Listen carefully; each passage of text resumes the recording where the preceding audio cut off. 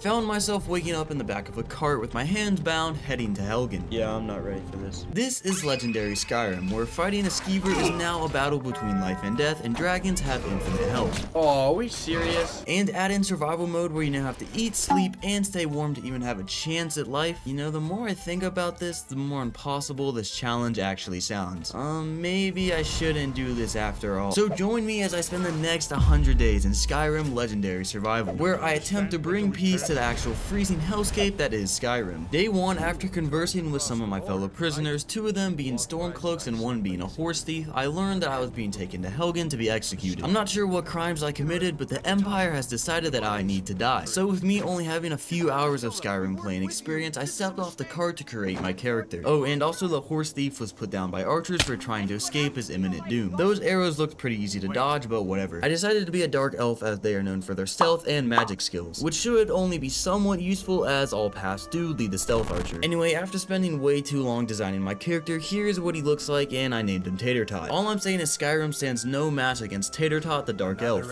But going back to what I said earlier, the Empire has still sentenced me to die for crimes that are still unknown to me. So after this handsome looking fellow with a quill and paper scribbled down my name, I was given my last rites and they executed a Stormcloak soldier. And I was supposed to be next, but as I laid down on the chopping block about to be executed, well, a dragon of all things attacked the city. Anyway, I don't have time to think because I gotta go like now. One of the Stormcloaks that was on the cart with me when I woke up, Rayloff motioned me to the keep. But it wasn't exactly safe because the dragon broke in 0.2 seconds, so I had to jump ship into an inn to continue my escape. And I eventually met back up with Hadvar, who is the same handsome looking fellow who wrote down my name to be executed. But it seems this whole dragon attack changed his mind on me because he offered to help me stay alive if I followed him. So obviously I obliged and made my way through the now half-ruined Helgen to another keep that hopefully the dragon won't be able to break into as easily. And I also turned on legendary difficulty through the settings on the way to the keep, so I'm now pretty much a one-shot to anything. This is 100 days in Skyrim Legendary Survival after all, but I'll have to wait to turn on survival mode until I fully escape Helgen. Anyway, Hadvar managed to clutch up as he took me into a room and told me to get any gear that I can. I've joined the Imperials, so that means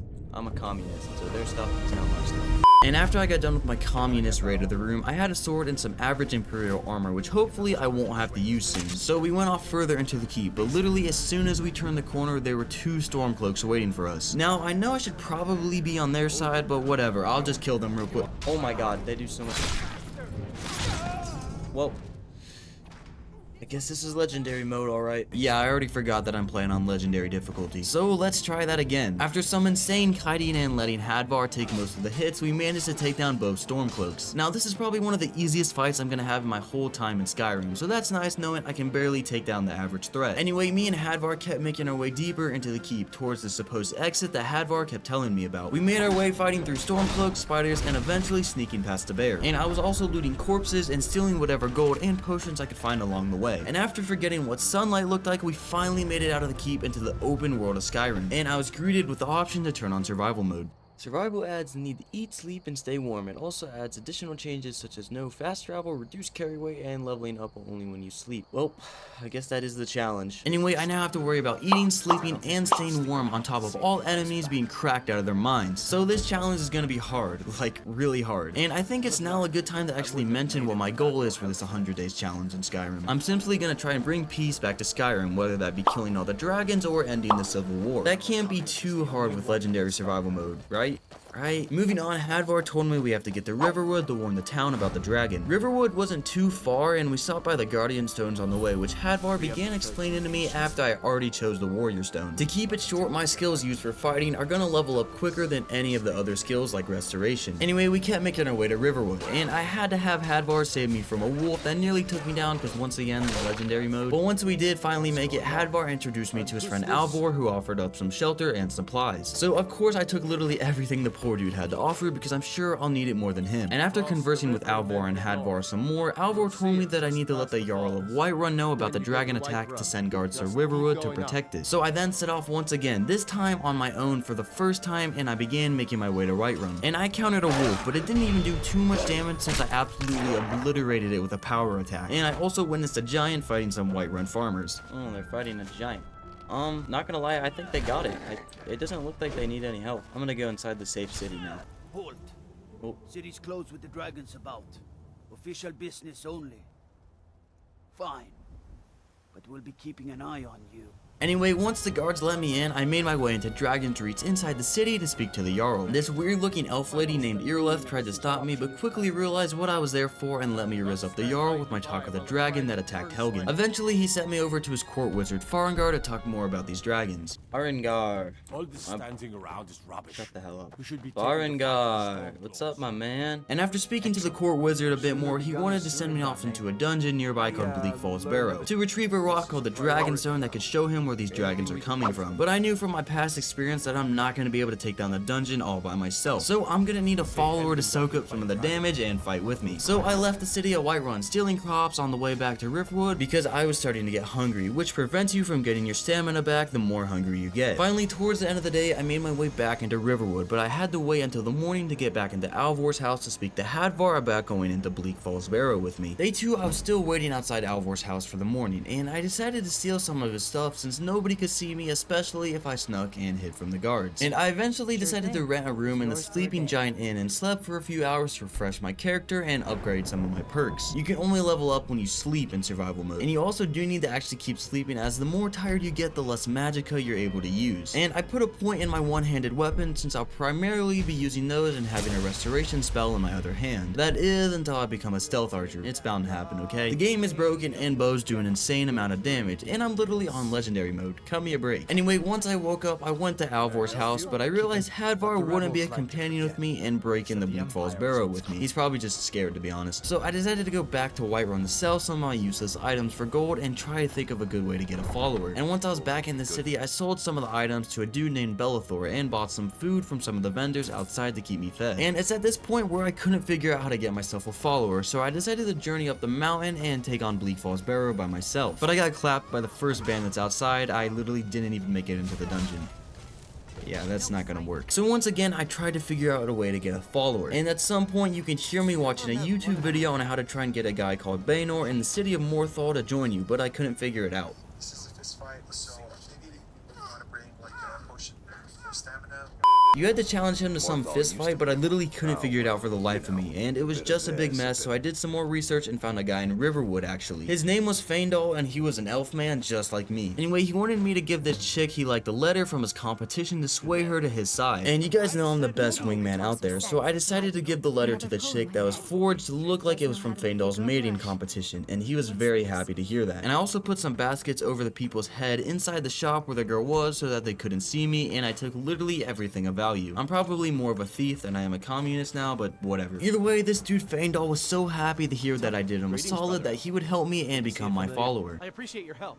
Please, take this. I don't think he knew what he signed up for though, cause we had to raid a dungeon with bandits and literal zombies inside, but whatever. Either way, we were off, making our way up the mountain, first taking down 3 bandits that were camped inside of the small stone tower. But the combination of me having to preserve food and the cold weather making me lose health very fast was a problem. So we had to be quick and take out all the bandits and get inside the dungeon ASAP. And it took a few tries with me dying a few times because these bandits were insanely strong, especially since they're orcs, so they're very good at fighting. I probably should have made my character an orc, but honestly, I don't know if that's gonna help me now. Once I finally got better at avoiding attacks and letting Faendal take most of the hits, we made it into the dungeon where I used a bow for the first time. But I eventually switched to a sword to take down a few more bandits inside. Moving on, I stood by a fire inside for a bit to warm up, and I kept making my way through the dungeon with Faendal following closely behind. I had to take down a bandit guy and some skeevers, as well as solve a puzzle door to continue my push into the dungeon, where I eventually found a giant frost spider that had some poor dude strung up in a web. I had to cut through some giant spider webs to first start fighting the spider with Faendal, and it was a long fight. It wasn't even a hard fight since the spider just targeted Faendal the whole time, but it just took forever to kill it from the sheer amount of health it had and how little damage I did. Anyway, once we finally killed the spider, I walked over to the dude in the web who was named Arval. He had gotten the golden claw that I need to unlock the door to progress further into the dungeon, but he decided to book it even after I cut him down from the web, so I had to cut him down from the living because that loot's mine, boy. But I quickly learned that I should have let him go and catch up with him later, because right around the corner from where I first killed him, I ran into my first Draugr. Draugrs are these weird skeleton zombie dudes that used to be ancient warriors, and their sole purpose is to protect crypts usually. So that's not good for me as I'm trying to break into the crypt. And these dudes were hard to kill, so hard in fact that I got chopped up the first time I fought them.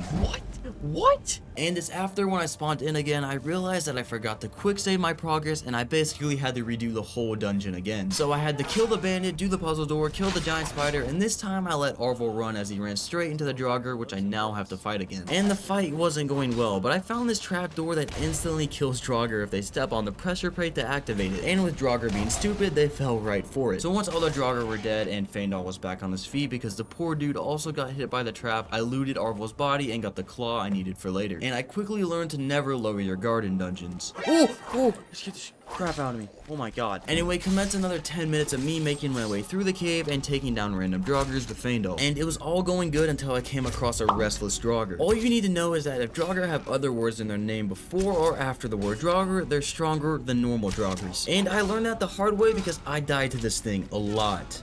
I couldn't figure out how to kill it for the life of me. I basically did no damage and it could kill me in one swing. That is until I finally did kill it, and I think you can hear how much pain I was in.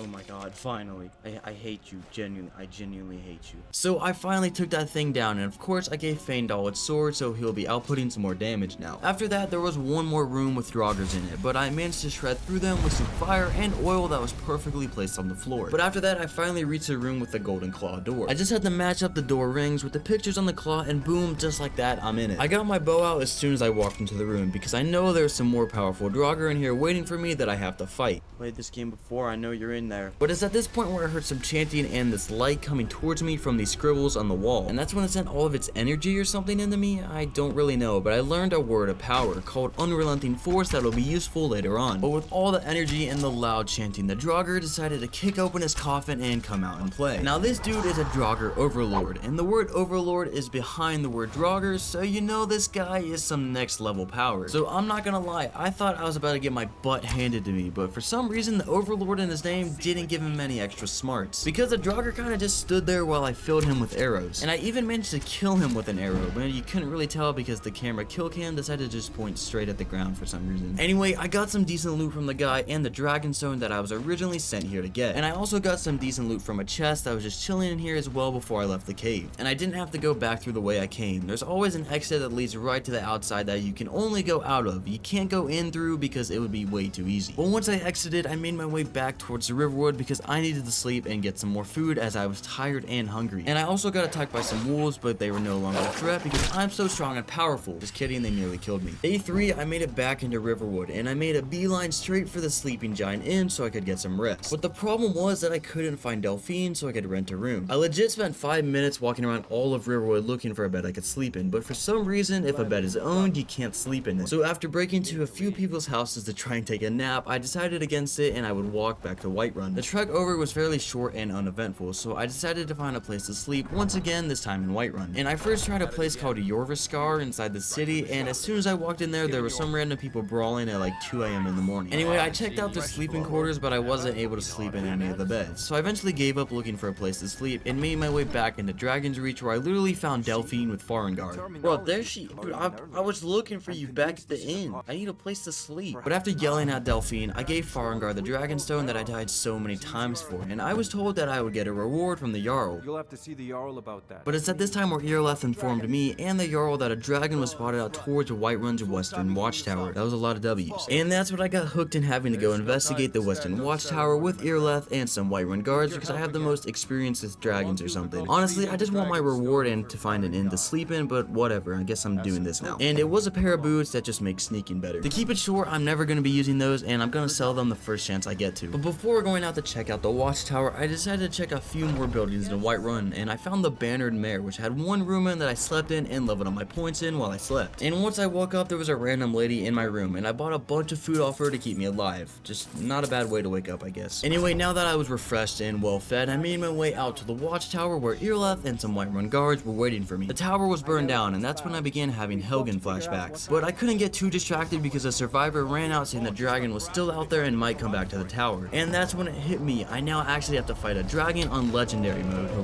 boy. I'm terrified. Oh, it's landing right on me. Oh.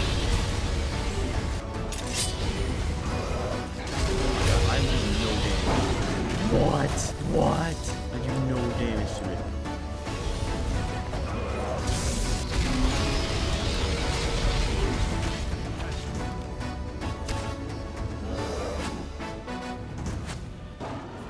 That's right, I single-handedly took down a dragon in Legendary Survival mode. Yeah, that was a lie. I had a lot of help and I died quite a few times, but I did actually kill it with an awesome arrow kill cam. Anyway, I looted the dragon, which had a ton of arrows as well as some dragon bones and scales, which are super valuable. And that's when the dragon rapidly started to decay and send its energy into me, or something like the word on the wall in Bleak Falls Barrow. I then learned that I had absorbed the dragon's soul and learned the unrelenting force shout, so I should be able to use it. And that's also when one of the guards that had survived the battle ran up to me and told me that I was a dragonborn. You're Dragonborn. I was able to devour dragon souls and use dragon shouts without much training, an otherwise near impossible thing to do. And that's when I used the unrelenting force shout for the first time and blew everybody's socks off. But Yearless still didn't seem that impressed. She'd rather rely on her sword than believing that I was a dragonborn. Anyway, her opinion didn't matter right now because I had to get back to Dragon's Reach to tell the Jarl of what I had done. So I set back up to the path towards the city. But that's when the world began to shake and a thunderous voice took over the land.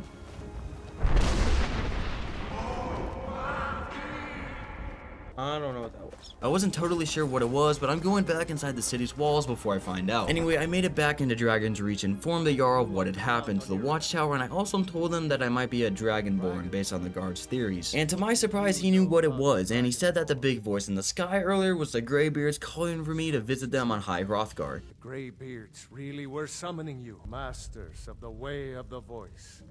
They live in seclusion high on the slopes of the throat of the world. If you really are Dragonborn, they can teach you how to use your gift.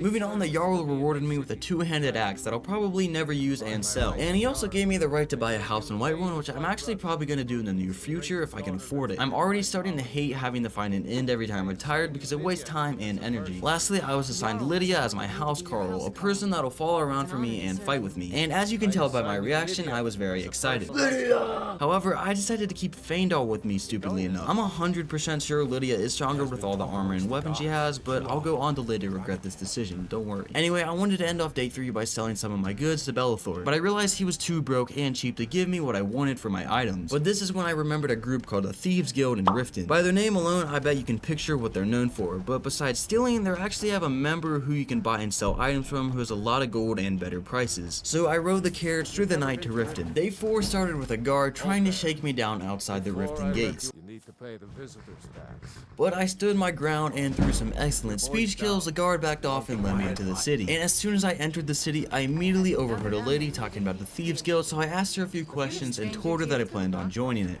I expected someone from outside Riften to be different, but I see corruption's reach holds little regard for boundaries. She didn't seem too happy with my life choices, but I don't care, I'm gonna do anything for that sweet, sweet gold coin. Anyway, I didn't really get any useful information about the guild from her, so I moved on to quickly meet this guy called Maul. I didn't talk to him for too long, but he basically kinda just wanted to threaten me, and that's it for now. Moving on, I made my way into the market, and I waited until a later time in the morning where this guy Brynjolf appeared literally right in front of me. And he cut to the chase super fast. Basically, if I want to get into the Thieves Guild, I'd have to do a few illegal favors for him, and I'm in. Doesn't seem too bad, and after a little bit more time talking to Brynjolf, he told me that I needed to steal a ring from a stand while he creates a distraction and plant it on another to frame them. You're gonna steal Medesi's silver ring from a strongbox under his stand.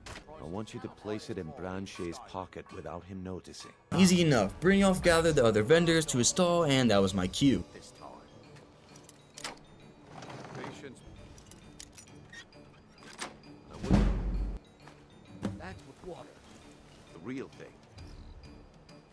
Not gonna lie, that was way easier than I expected it to be. And after meeting back up with Brynjolf, he told me that the Thieves Guild was based under the city of Riften in the sewers called the Ratway. A really inviting name, I know. But he said if I make it down there alive and meet him there, we can further our discussion about joining the Thieves Guild. And I found the entrance to the Ratway pretty easily because of the giant marker that showed me exactly where it was. And I made my way in to discover two guys that were hanging out who did not want me there. They disliked my presence so much that they resorted to killing me right away, no questions asked. Now, I tried to fight these guys all day long, but me and Feindal couldn't take them. After about 10 minutes, we managed to take down one of them with a sword, and I quickly quick save in case I die again, but the other one had a bow which would instantly kill me every time. It wasn't exactly a fair fight, but I guess that's what I should expect on Legendary mode. But after struggling for another 10 minutes, Feindal actually killed him. He actually freaking killed him. The amount of happiness that was brought to me from knowing that horrible loaf of a person was dead was immeasurable. Now, I could finally work my way through the rest of the Ratway to get to the Ragged Flagon where the Thieves Guild was. So after walking through a few more halls, I came came across this person called a lowlife, which is super sad, but she's in my way and I'm gonna kill her. And she was getting absolutely shredded between me and Fandal using fire and swords. I cannot best. No shot! And to make it even better, I forgot to save my progress, so I was back fighting the first guy with a bow. I hate my life. Anyway, no use in crying. After a brief pause, I decided to bum rush the guy with my fire magicka and try to avoid his arrows. Oh my god. Wait, I just killed my guy. Wait, that's my guy. Yeah, so I was on pause for a few minutes and actually forgot where the enemy was. And when I unpaused, I saw an arrow fly past, and obviously I thought the arrow was from the enemy. So I instinctively turned the corner facing where the arrow came from and just started blasting. And poor Fandal happened to be on very low health and couldn't take the heat. Now, obviously, I can't take down the rest of the Ratway by myself, so I left Fandal's body in there. He's gone, but he won't be forgotten. And I'll be coming back to make my way into the Ragged Flagon later on. I had ridden a carriage through the night back to Whiterun in the morning of day 5, and I then made my way into the city and prayed to the shrine of Talos to receive its blessing and to get rid of a disease I somehow got. It was probably from a skeever or a wolf or something. Anyway, I made my way back into Dragon's Reach and spoke to Iroleth for a little bit until I spotted Lydia, who I made come back with me. She's gonna be my new fighting companion now that Fandal is dead, and I made sure to steal a bunch of food from Dragon's Reach before leaving it because I need it way more than they do. Honestly, I bet I'll spend more money on food than anything else in this playthrough. Lastly, I made my way down and out of the city towards the end of the day and jumped back onto the wagon to Riften with Lydia. And once back at Riften, I made my way straight into the Bee and Barb and got a room to sleep in for the night so I was well rested and could put my upgrades into my perks. At this point, I was only leveling health so I wouldn't be a one-shot to everything, and then I would start leveling other stats like stamina and magicka later on. Also, there is no fast travel in survival mode, so I have to use a carriage to get around, which skips time throughout the day, so I eventually want to buy a horse to save time and money. I woke up on day 6 feeling well rested, which is good because I have some serious fighting in my future. And I went straight back to the Ratway, and me and Lydia took down the guy with a bow in no time. I knew Lydia would be much better at fighting, and it only took the death of Fandal for me to see it. Anyway, I looted a guy with a bow, which is actually an orcish bow, which I took and kept moving. Moving deeper into the Ratway, the lowlife wasn't waiting for us this time, which was weird, but alright. Anyway, I found this closet with some more food, which I took, and I then opened this door to be greeted by some drunk guy called Gian the Fist. I don't know how to say his name. He started punching me, and he was actually doing an insane amount of damage. I mean, I get this as legendary difficulty, but come on, I'm in full armor and I'm getting dogged on by a few punches. And it was going so bad in fact that he managed to kill me with a finisher attack, and for some reason it took me a few seconds to register that he had actually killed me. Wait, I died? What? Luckily, I had saved before I died, and I wasn't set too far back. And I managed to make it back, and me and Lydia killed him without too much struggle. Turns out he had these gloves on called Gloves of the Pugilist, which made him do a ton of damage with his bare fists. So that explains why he was hitting harder than Mike Tyson. However, me and Lydia kept journeying deeper into the Ratway, and finally found the lowlife, who we put down pretty easily. I mean, Lydia did most of the work while I kind of just sat behind the lowlife stabbing her, but I still contributed. After looting the lowlife, I finally made my way into the Ragged Flagon, and found Brynjolf and other thieves just chilling like I wasn't killing their friends outside their home base literally 5 minutes ago. Anyway, I went up to Brynjolf and proceeded to lie immediately, saying that getting down there was pretty easy to seem cool. Come on, I was surrounded by a bunch of hardened criminals. What do you want me to do? Getting back to business, Brynjolf told me about 3 deadbeats he called them that owed the guild some money. About handling a few deadbeats for me. My job was to go back up to the surface and intimidate them into paying. However, I should have done a little more research on my targets before going out to find them, but I won't know that until later on. Anyway, I made my way back out of the Ratway up to the surface to witness a thief being killed by Riften guards. I don't know if they were trying to send a message to the Thieves Guild or it was just bad timing, but I looted the body and got on my way. My first stop was the Bee and Barb to talk to the owner about paying the guild. I literally just spent money here and spent the night here before, but times change and I'm gonna do my duty as a loyal thief and communist. However, the conversation didn't go how I wanted it to. I first tried to intimidate the owner, who was an Argonian lizard person named Kivara, into giving me the money, but it didn't work. Good, and take this little message back to your bosses. I'm not paying any of you a single septim. Ever! Now get out of my inn. So instead, I decided to choose violence and try to beat her into giving me the money. But once again, legendary difficulty turned her into a world-class heavyweight boxer, and she destroyed me along with some guards. So instead, I thought I would try my luck in getting the money out of the other 2 so-called deadbeats. The first guy was a shop owner who also once again didn't budge. It's only a matter of time before you people are run out of riches. And I didn't feel like getting my butt handed to me, so I didn't fight him. Instead, going to the last lady who owed some money. I don't know what her job was, but all I know is she didn't give up the money and she had a very punchable face. Anyway, I decided to do some more research on my targets and head back down to the Ragged Flagon and got some more inside info from Brynjolf. I was informed that I could get some info out of Kivara's friend that would maybe help her get her to budge. I don't know, but Brynjolf said they were well acquainted. See if you can get something out of him. They're well acquainted, if you catch my meaning. Next, the shop owner is really attached to his dwarven urn in the shop, and if I break it, he'll cave in and hand over the dough. Lastly, the chick with the ugly face is super attached to a statue that he prays to, so if I take it, she should give me the money back for it. First, let's start with Kivara, since she beat me like a Cherokee drum in a fight like 5 minutes ago. I found her fellow Argonian friend that she is well acquainted with, and he told me about her family that lives in Morrowind, and if I bring that up, she'll fold. And it worked just like a charm. She got super worried about her family that I know nothing about except their approximate location, and she paid up. And I then moved on to Helga, that's her name I guess, and her ugly face that stole the statue. I don't know how she knew I took it because I was hidden when I grabbed it, but she gave me the money and I gave her the statue back. Lastly, I smashed that dude's dwarven urn and he paid up. I don't know why he was so attached to it, maybe his parents were cremated in it or something, but I got my goal. Anyway, I completed my mission and reported back to Brynjolf. He was quite happy with my work, so happy in fact that he brought me into the back where the thieves train and he introduced me to another member. And I was then permitted into the Thieves Guild finally by another guy called Mercer.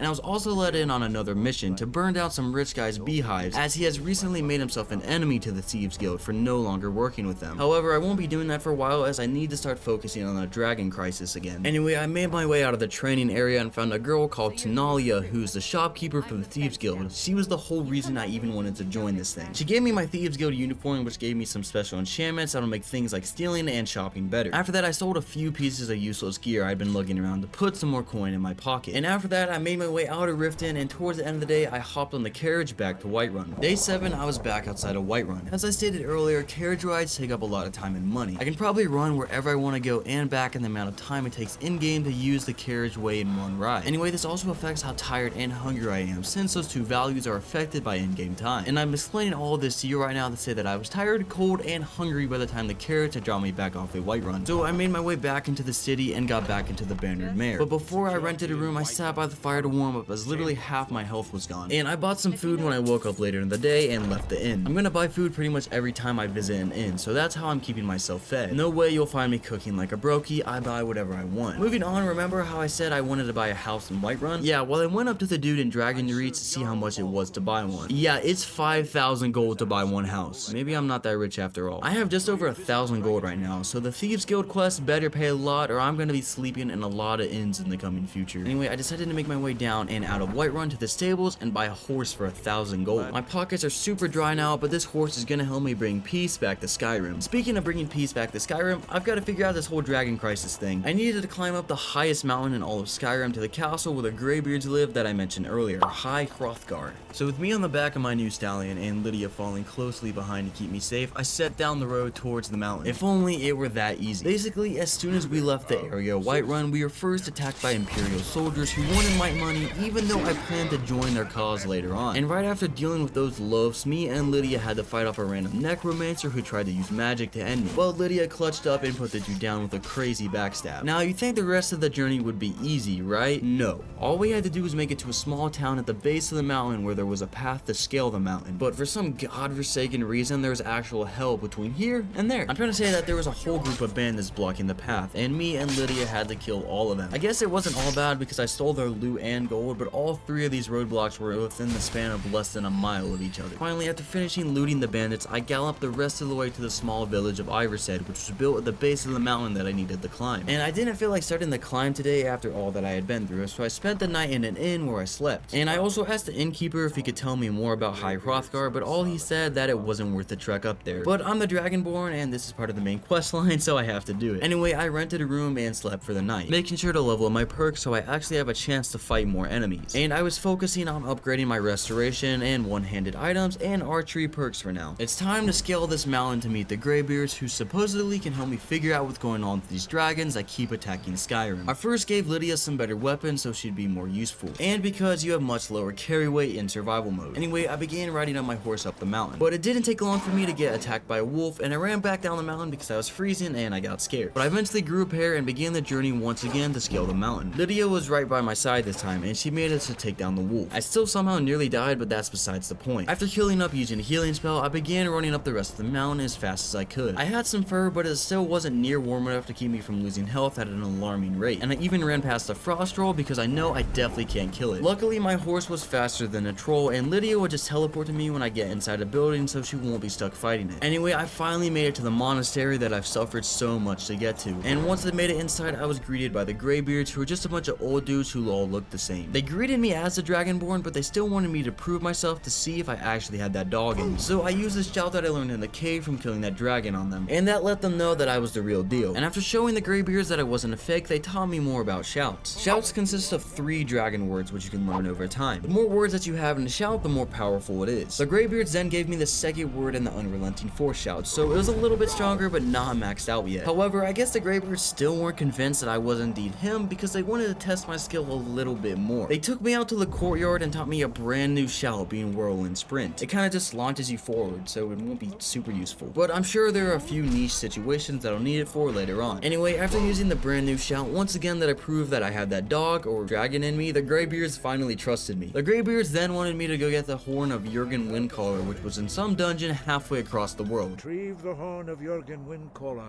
our founder. I really don't know why they need this horn, they're probably just testing me again. Anyway, I ran back down the mountain past Iverstead and back to Whiterun. And I've definitely said it by now, there is not fast travel in survival mode, and me and my horse are gonna be well bonded by the end of this 100 days. Anyway, once I made it back to Whiterun, I took a carriage to the small village called Morthal that was up north. It was somewhat close to the dungeon I had to go to, and I just don't feel like running anymore. And I arrived in the village a few hours before the end of the day, and I went to the Jarl's Hall to warm up next to the fire. As I left the hall though, there were 2 culty guys that came up to me. They wanted to know if I was the Dragonborn, so of course I said yes. They then basically called BS and said their lord named Mirak or something was coming back soon, I guess. I don't know, they're kind of hard to understand through that mask. Now, this sounds bad, but what do I have to do to get people to actually believe that I'm the Dragonborn? Anyway, the cultists then decided that I needed to die and began attacking me. Luckily, the city guards were on my side because these boys were tough. There was no way me and Lydia alone would be able to take these dudes down. Anyway, one of the cultists had a note on them, and of course I had to read it because I'm nosy and the quest literally told me to. It turns out that they were ordered to kill me by the Lord Mirak guy. This guy might be a problem after all, and it looks like they came from some island called Solstein that I was supposed to venture to, but that's a future problem for future me. And I finally rented a room and crashed at an inn for the night. Day 9, I walked outside, and luckily there weren't any more cultists waiting for me this time. Anyway, I got back on my horse and made the rest of the journey over to the dungeon where I needed to retrieve the horn from Ustengrav. But when I arrived there were some bandits straight chilling, and once again they didn't like that I was there, but me and Lydia took them down with ease. Just kidding, it wasn't easy at all, and I nearly died multiple times. Also, I don't know how, but after we killed all the bandits, I contracted some disease called rock joint. I had no idea what it was, but it turns out having this disease is real bad news. What? Yeah, doing 50% less melee damage is definitely not gonna help me when I have to fight my way through zombies and possibly more bandits. Anyway, let's hope there's no more enemies inside. Oh my god, there's literally a full-scale war going on right over there. Well, I can't really do much to solve this problem except for joining in on the fight and being the last one alive, with Lydia of course. So we began making our way deeper into the dungeon, killing bandits, magic people, and draugrs along the way. And I made sure to primarily use a bow or magic when I could. And with that damage now being cut in half, I'm basically hitting enemies with a pillow. It's not all bad though, as bows are broken when sneaking since it literally multiplies the damage. And moving on, me and Lydia kept making our way through the dungeon, and I was picking up high value loot and gold while Lydia fought all the draugrs and skeletons. And there was also a point where I had to use the whirlwind sprint shout to make it through part of the dungeon. It's almost like this dungeon was set up to be a part of the main quest line. Finally, I made it to where the horn of Jurgen Windcaller was supposed to be, but there was a note in place instead. Someone claiming to be a friend had stolen the horn and told me to meet them at the Sleeping Giant Inn in Riverwood where they would meet me. Honestly, I'm pretty annoyed that I had to fight through all that just to get nothing except gold and another word of power. You know, thinking back, it wasn't so bad, I guess. Anyway, I ran back over to Morthal, but I realized there wasn't a carriage I could use to get back to Whiterun. So I had to run all the way back over to Whiterun on my horse, which took a long time. And I crashed in the Bannered Mare once again, as I was pretty tired by this point. With all the healing that I have to do in Legendary difficulty, I have to keep my magical levels up. I woke up on day 10 with the innkeeper weirdly just standing over me. Anyway, I made my way out of the inn and out of Whiterun, and I then got back on my horse and ran back over to Riverwood. But before I could make it into the Sleeping Giant Inn, a scrawny looking courier ran up to me and gave me a letter. Somehow the Jarl of Falkreath, which is a city to the south, heard about me and said I could purchase land there if I wanted to. Since this is survival mode and I can't fast travel, I probably won't buy a house on there. Buying a house in Whiterun still seems like the best option to me since it's pretty centrally located. Anyway, I made my way to the Sleeping Giant Inn and asked for an attic room like the note that was left in the dungeon told me to. Attic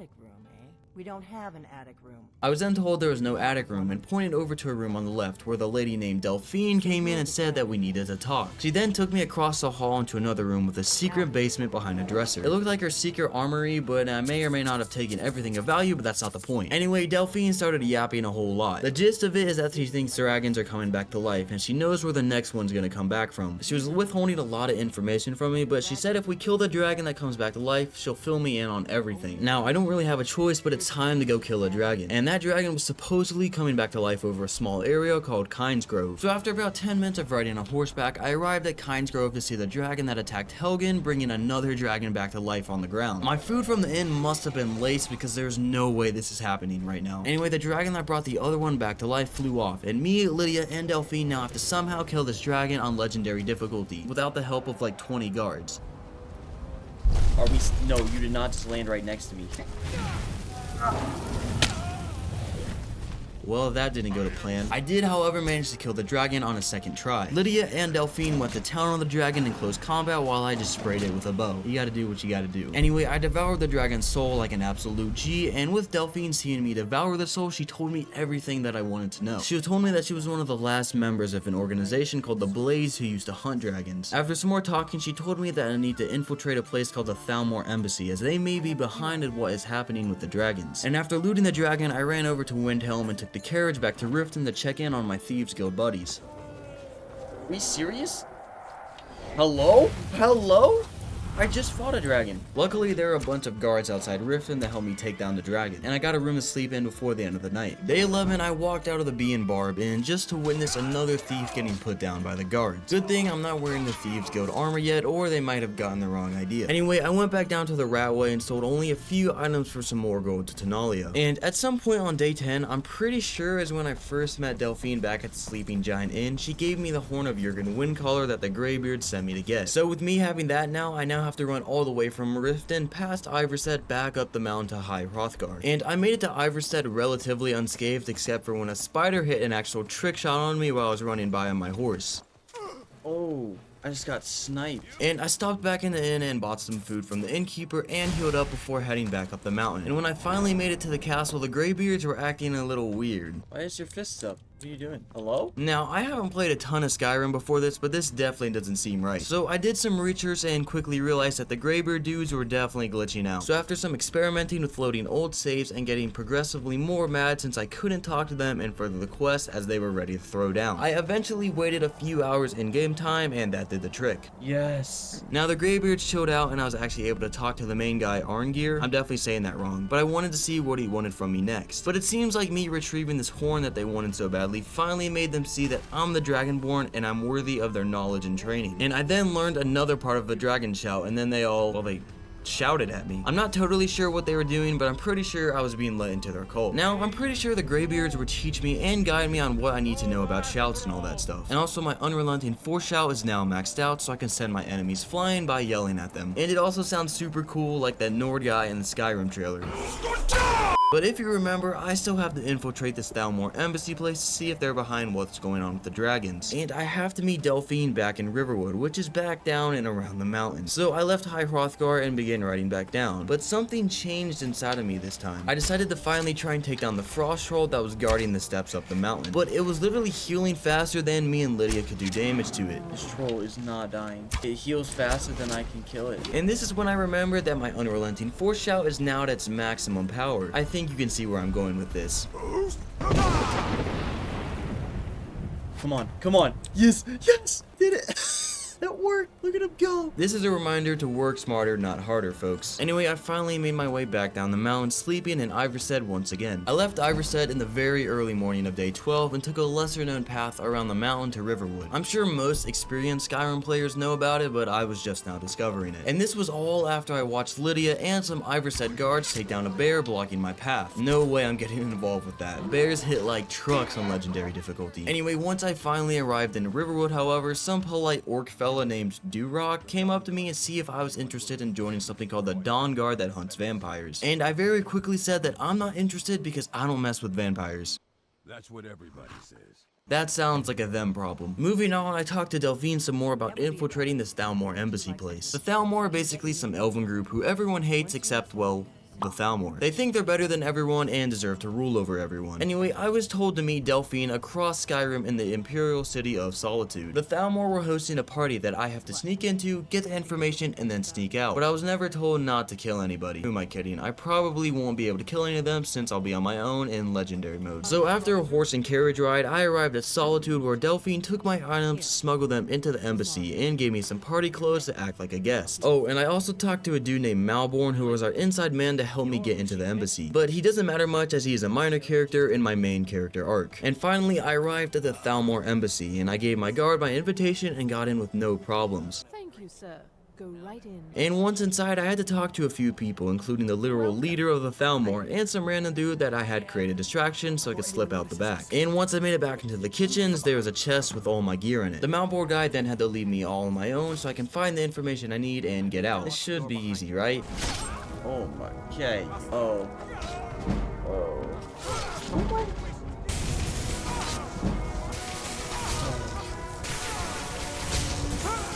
Oh my, come on. I'm just gonna get blasted as soon as I go out. Yup.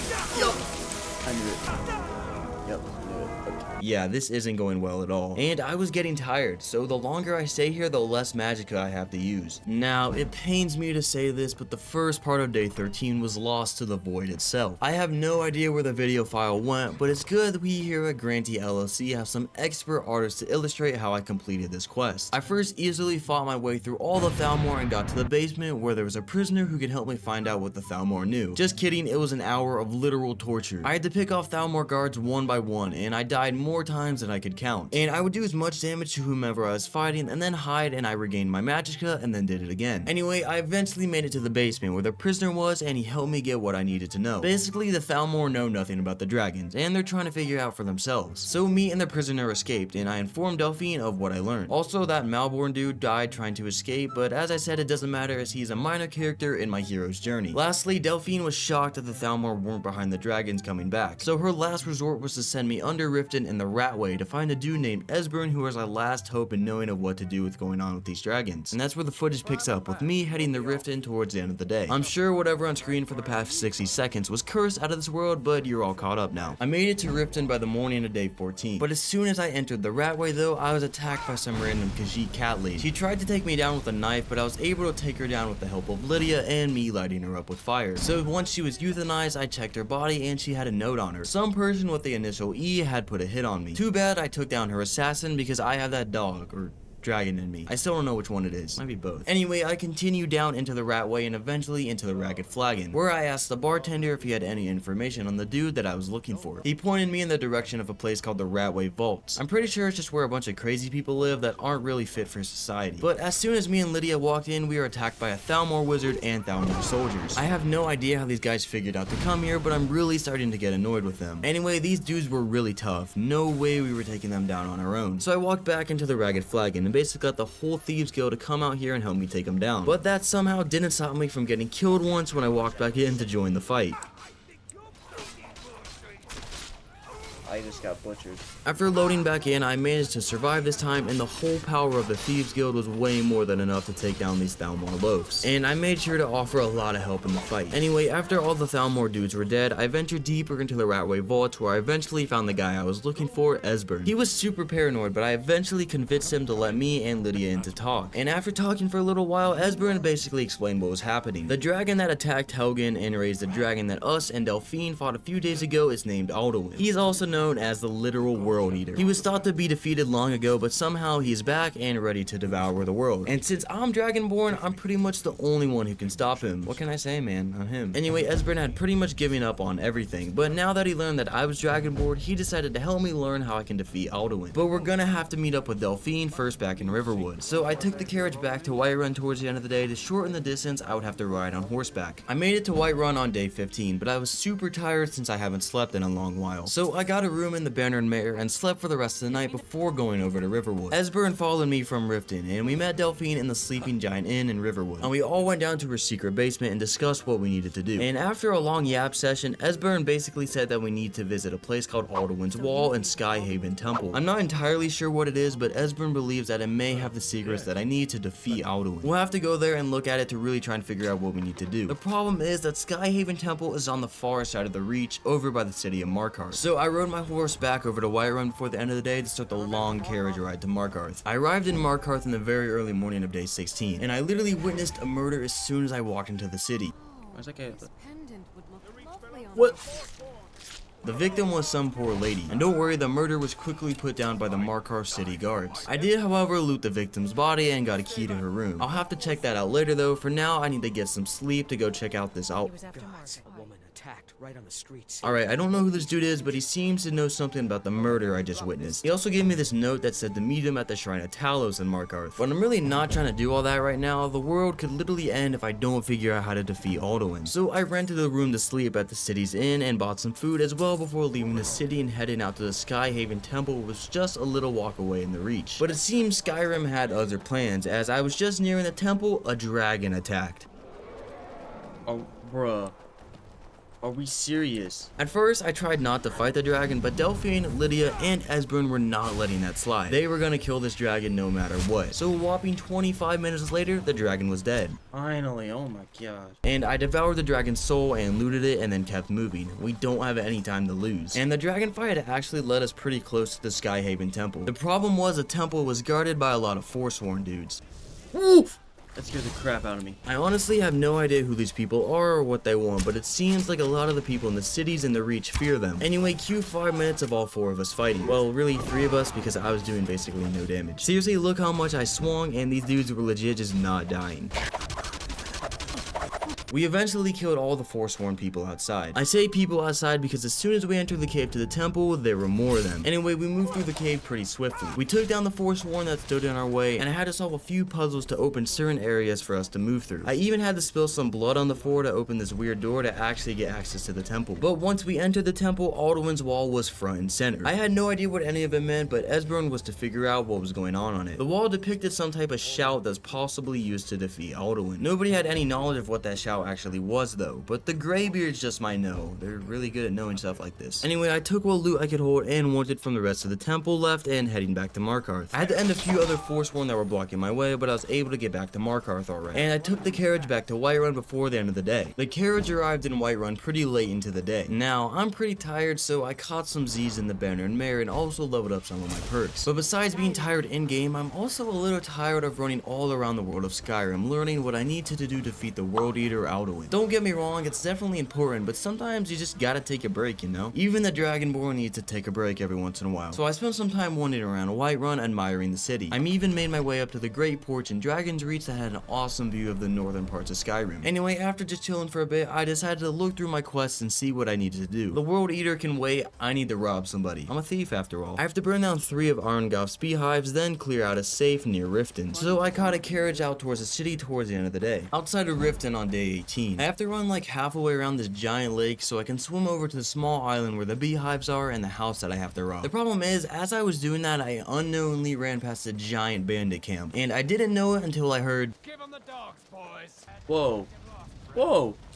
Whoa! After taking out those wolves and a few bandits outside, I say that like it was easy, it wasn't easy at all. The bandits were super strong and did a ton of damage. I could barely contribute to the fight before having to run away and heal up with a restoration spell. Anyway, I decided to venture deeper into the fort because I was curious. They literally sicked hounds on me, so they have to have something else going on. And it was all going about how you'd expect. Me and Lydia were taking down bandits and the occasional wolf. It's weird these guys literally just have wolves in cages. And don't mind the fact that I got scared by a random bandit that came out of nowhere. Oh!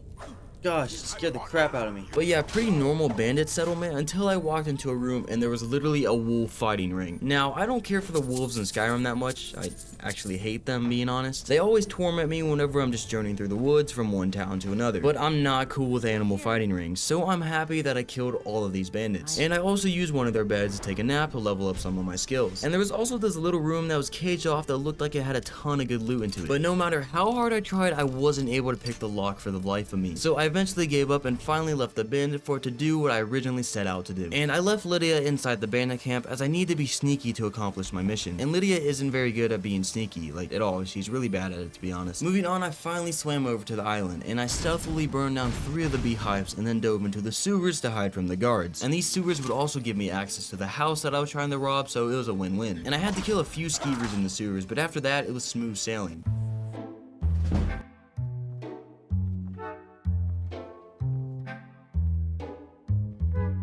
Alright, after much research, I've decided that I'm just gonna kill him. So I was able to sneak through most of the estate pretty successfully. That is, until I got the last room before the vault that I needed to clear out. There was one mercenary who was literally staring straight at where I needed to go. So I ended up trying to fight him, but for some reason, as I was doing that, I somehow got to an area where he couldn't go and I could. So I crouched down and hid until he eventually lost interest. And I was then able to walk over, pick the lock on the door, and clear out the vault to get the bill of sale and then hightail it out of there. And I grabbed Lydia on the way back and made it to the Thieves Guild main base before the end of the day where I talked to Brynjolf.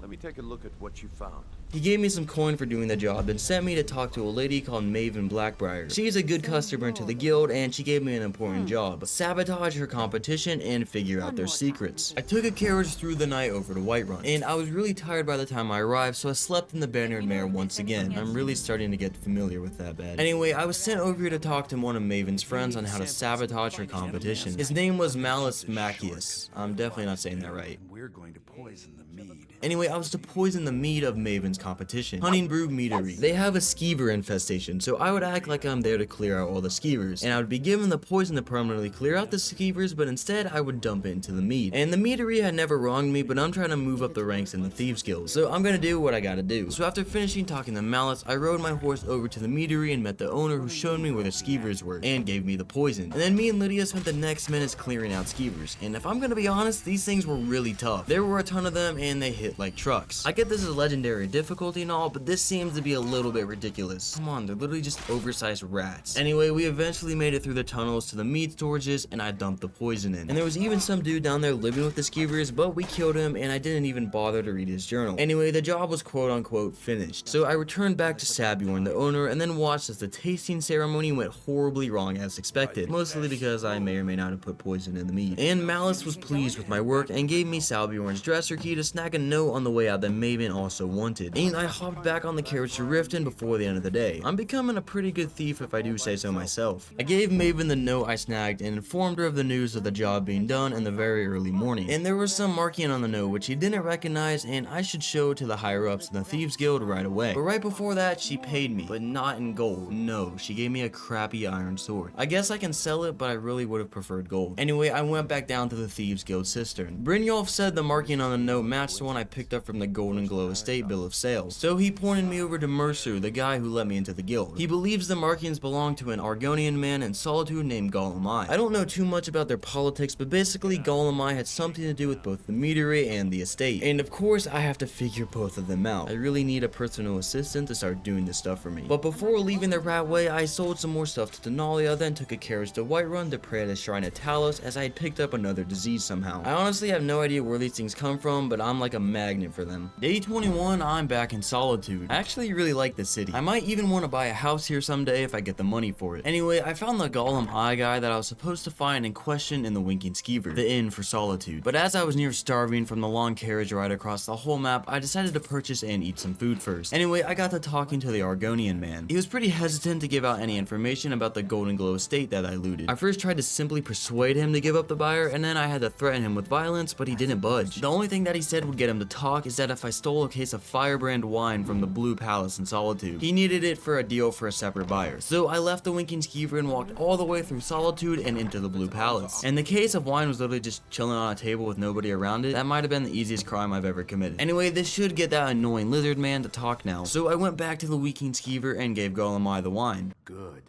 Can't have the buyer getting impatient and looking elsewhere for this, can we? He then told me a woman approached him with enough gold to buy the Golden Glow estate, and that he was to only act as the broker. He didn't know who the woman was, but she bought the estate directly to attack Mercer Frey, the leader of the Thieves Guild. And that doesn't sit right with me as I'm in the Thieves Guild, so I have to get more information out of Golemai. But he said our business was done and he left. But with me being an extra sneaky thief, I decided to follow him sneakily.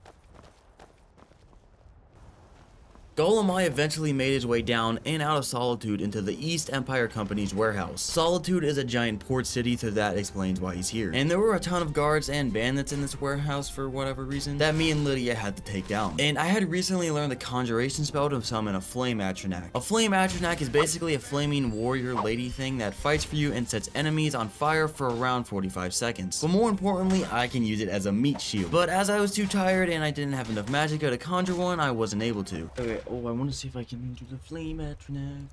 I don't... Oh, Anyway, we kept moving further into the warehouse, and there were a ton of bandits and guards that we had to kill, and they were super tough, and I didn't even die though.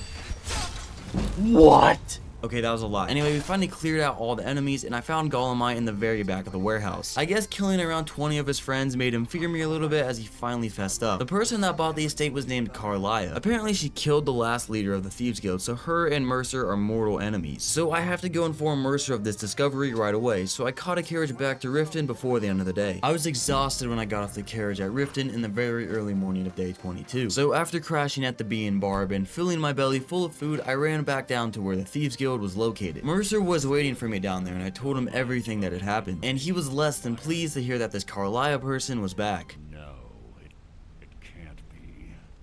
I haven't heard that name in decades. Basically, this Carlia person killed the previous leader of the Thieves Guild and tried to take the guild down from the inside, and her and Mercer used to be like partners. So he decided that we're gonna go to the Snowvale Sanctum to kill her. That is where she should be based on what Golemai said. Before I took off for the Sanctum, however, I was awarded an upgrade to a piece of my Thieves Guild armor, and I decided to have my main piece of armor upgraded as it now gives me 35 points of extra carry weight rather than 20. And I need all the carry weight I can get since I barely have enough to sprint right now. And let's not even talk about Lydia. Lydia is basically my mobile storage chest. Whenever I get something of value that I just can't hold, I just give it to her. Anyway, after I got my upgraded piece of armor, I left the cistern and went back up to the surface to catch a carriage to Windhelm. The Snowvale Sanctum was just a little farther north than the city, but I'm definitely gonna have to get up there quickly as it's very cold up here. Luckily, horses always teleport to the stable that you arrive at after taking a carriage, so I was able to get to the Sanctum as quickly as possible. I still lost a little bit of health though, so I warmed up next to this little camp that was outside of the Sanctum where Mercer was waiting for me. He had gotten there before me and had taken care of Carlia's horse, so she should be trapped in there. But of course, this place is a dungeon with tons of Draugr for us to kill, and for some odd reason, Lydia wasn't able to follow me into the Sanctum, so it looks like it's just gonna be me and Mercer. Anyway, me and Mercer spent the rest of the day gradually clearing out the Draugr and avoiding traps, making our way deeper into the Sanctum. And some of these Draugr dudes were super strong, and it took a long time for us to kill them, but I did finally learn how to use my flame Atronak. Oh, I got it. Yes. I was like, I didn't know how to make it work, but... And I was primarily using this elven mace that I believe I got out of the Thalmor Embassy. I don't know for sure, but it's the strongest one-handed weapon I have. Day 23, we finally made it to this dragon claw puzzle door thing. It took us another 20 minutes of fighting Draugr to make it here. I even had to completely leave the Sanctum the way we came in at one point so I could sleep and level up to get some magicka back. But we finally did it. Carlia should just be behind this door, so I drew my mace and my flame Atronak conjuration spell, and I was ready for battle. What the? Did I just die? No, this is like a cutscene. So it seems I've been bamboozled. I was somehow sedated, so I couldn't move and I could only watch what was going on. He spoke to Carlia and I could tell that I had been betrayed, but I still wasn't able to make out what was actually going on. Carlia drank some sort of invisibility potion and peaced out because she knew that she would get dogged on by Mercer. But when she did that, she left me defenseless. How interesting. It appears Gallus's history has repeated itself. Carlia has provided me the means to be rid of you, and this ancient tomb becomes your final resting place. What? But do you know what intrigues me the most? The fact that this was all possible because of you. Farewell.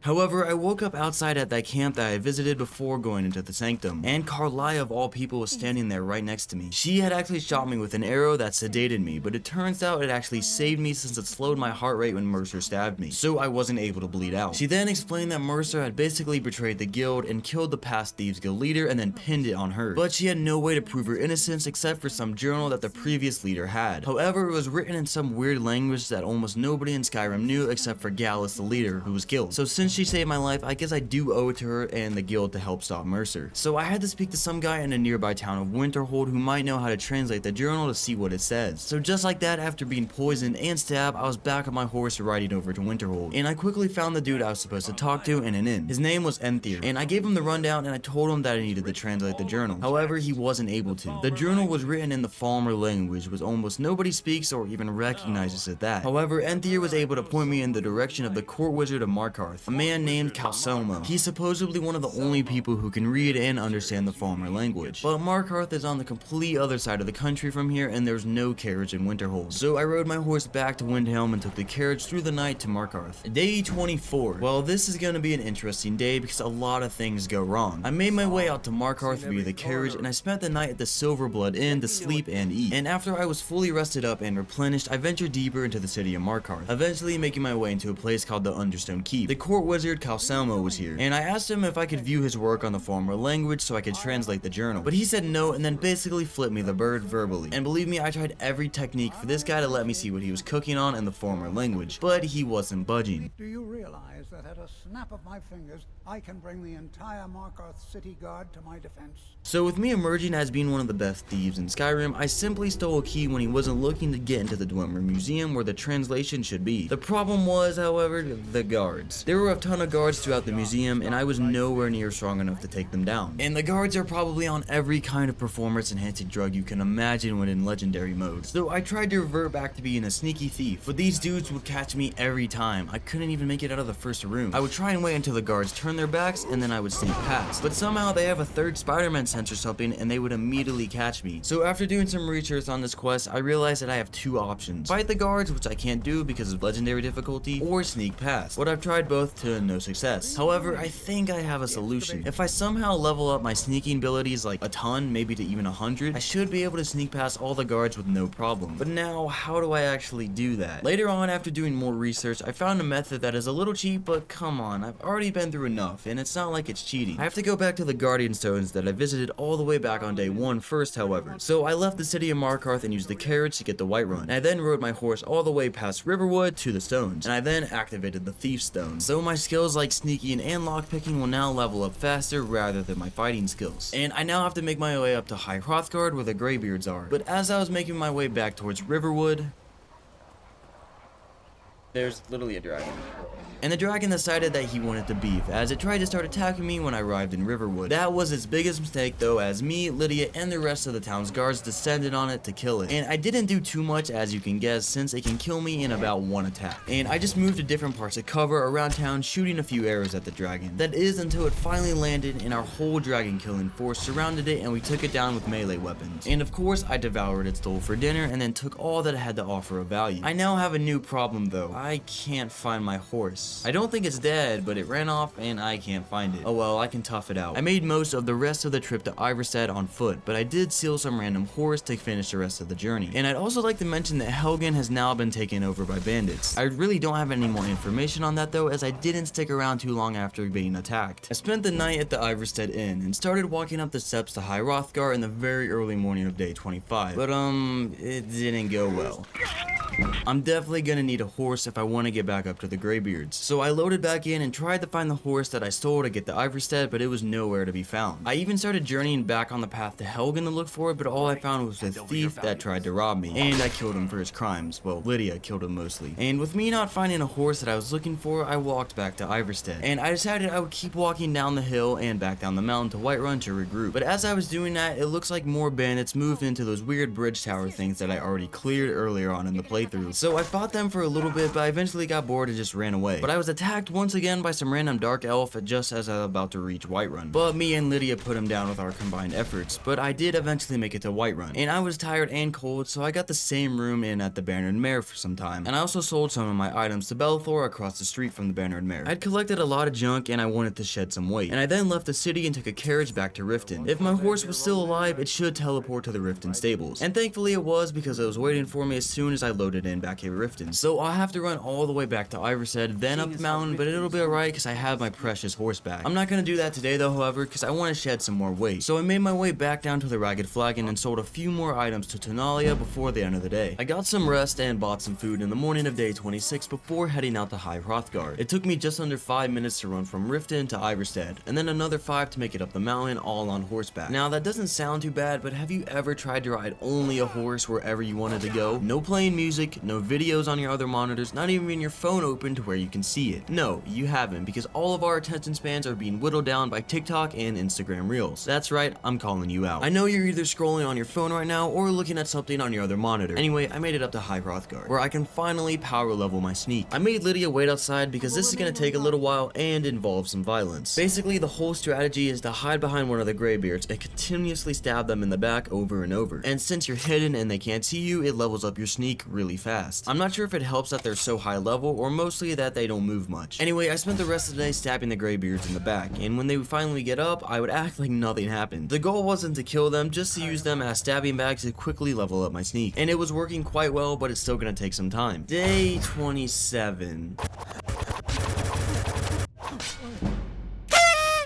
Yes. I finally hit my goal of sneak 100 about halfway through the day, and I leveled up probably around 10 times in the process. But most, if not all, the points were just put into sneak, either making weapons do more damage when I'm sneaking or making me harder to detect in general. And that should be the key factor to if I'm finally able to sneak past the guards in Markarth. And if you're wondering how I actually leveled up my skills, I just took some micro naps in the graybeard's bed since they weren't technically owned for some reason. Moving on, I ran down from the mountain and had Lydia start following me once again. And I decided to run back over to Riften and then use the carriage, as I'm pretty sure it's quicker than running back to Whiterun. And I made it to the carriage just before the end of the day. I arrived in Markarth in the morning and rested in the Silver Blood Inn once again. I'm basically just cycling through inns now. And I'm still nowhere close to being rich enough to buy a house, so it's looking like it's gonna stay this way for a while. Anyway, I made my way back to the Dwemer Museum, walked in, and hoped for the best.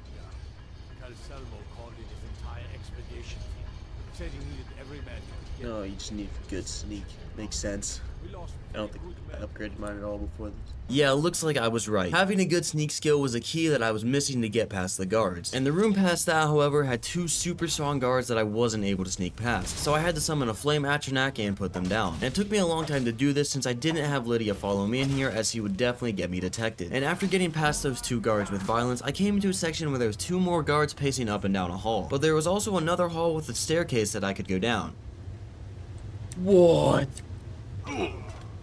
Brother, that was toxic. Yeah, so it looks like whatever that green stuff in the area is, well, it's poisonous, I guess. I probably should have assumed that, to be honest. And I tried that same hallway again, and this time using the whirlwind sprint sound to see if I could make it to the end before dying. Nope, you cannot make it that way. Yeah, that's definitely not gonna work. So I eventually tried just sneaking past the guards, but I thought there was no way that this was actually gonna work since I was basically on top of them.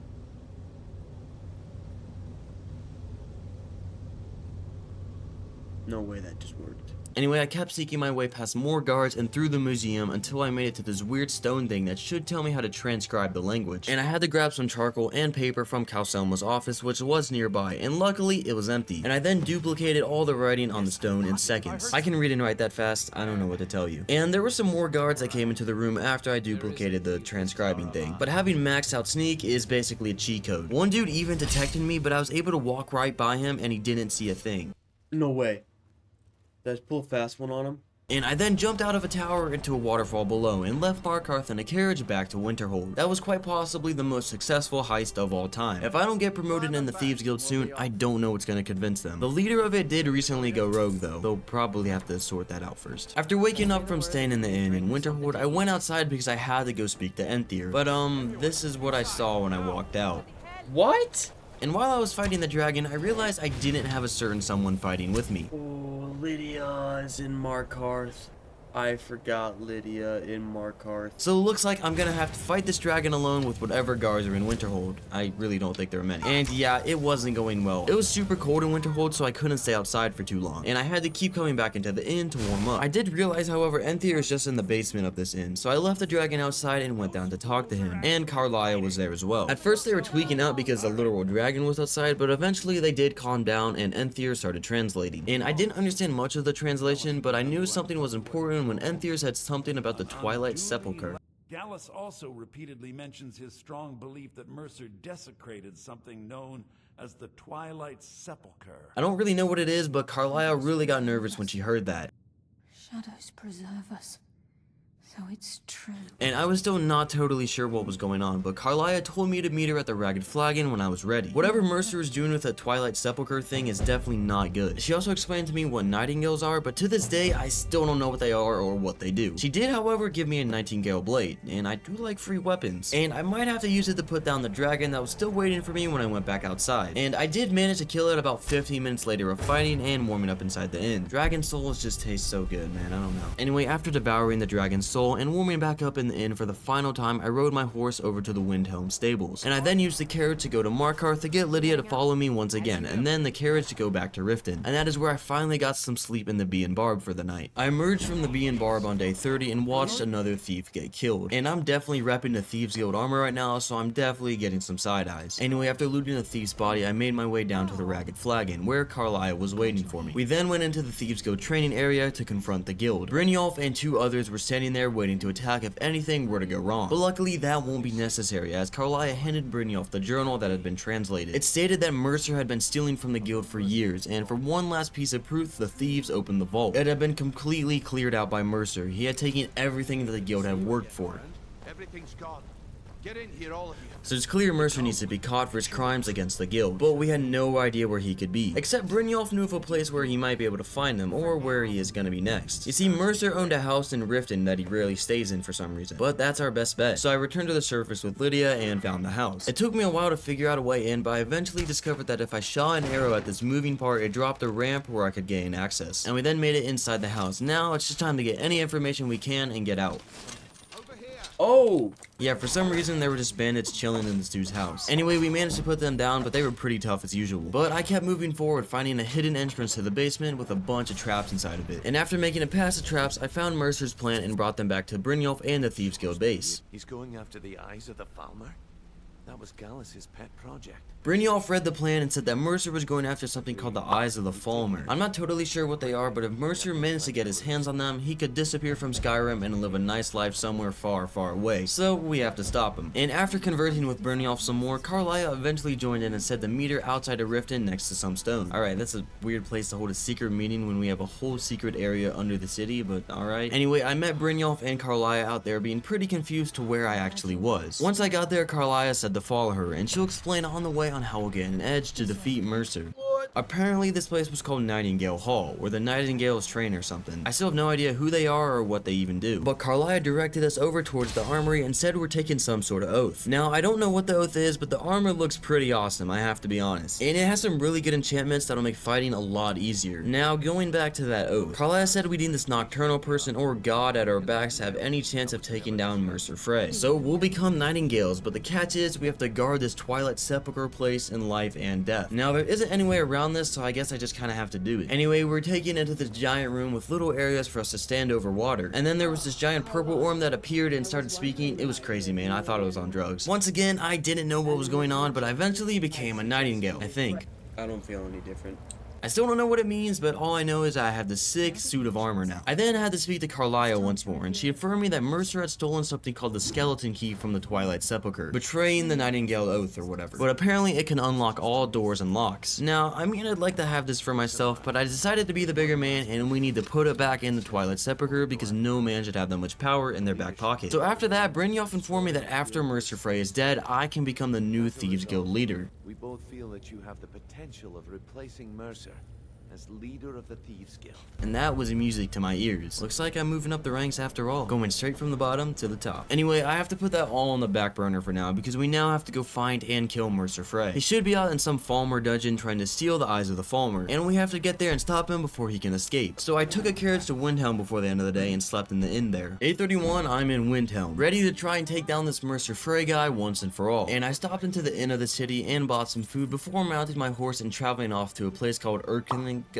I don't know how to say it, I'm not gonna lie. And when I arrived there were some bandits chilling outside this place. I don't know how Mercer made it past them, but me and Lydia had to revoke their life to live before we could enter the place. And I'd like to say fighting bandits is still not getting any easier. Oh! I know some of the enemies level up as you level up in Skyrim, but it seems the stronger I get, the stronger bandits get. Like, but they're even more stronger than me, if that makes sense. Anyway, I can never win in legendary mode. Anyway, we finally made it into the Erkengrad place. I don't know how to say it. Where Karliah and Brynjolf were supposed to be waiting for me. And they were farther back in the ruins, however, so I had to venture a little bit through on my own. And it didn't go well. What? That's so stupid. How Karliah and Brynjolf made it past the spinning fire trap to death with dwarven robots attacking them, I have no idea. But I did on my second try and I finally met up with them. Oh. Oh! They can follow me! Somehow the robots were able to follow me through this weird elevator thing though. So after ending those wannabe transformers, the three of us continued deeper into the ruins where we saw Mercer take down a Falmer. Falmer are these elves that live in these caves and ruins all over Skyrim. They're really strong, but they've gone blind from living in the dark caves for hundreds of years. So it may or may not be the time to break out my stealth archery skills. We weren't able to get Mercer from where we saw him, so we're gonna have to go the long way around. And we then entered a large room where we had to clear out the Falmer, who were very strong as I said, and then turn two levers to open a gate door. Oh! Yeah, that was definitely not my proudest death, but we had to keep moving. We took down more Falmer and snuck past the ones that we could, until finally we made it to the Erkengrad Sanctuary where Mercer should be. He's here, and he hasn't seen us yet. Brynjolf, watch the door. Aye, lass. Nothing's getting by me. Climb down that ledge. See if you can... Karliah, when will you learn you can't get the drop on me?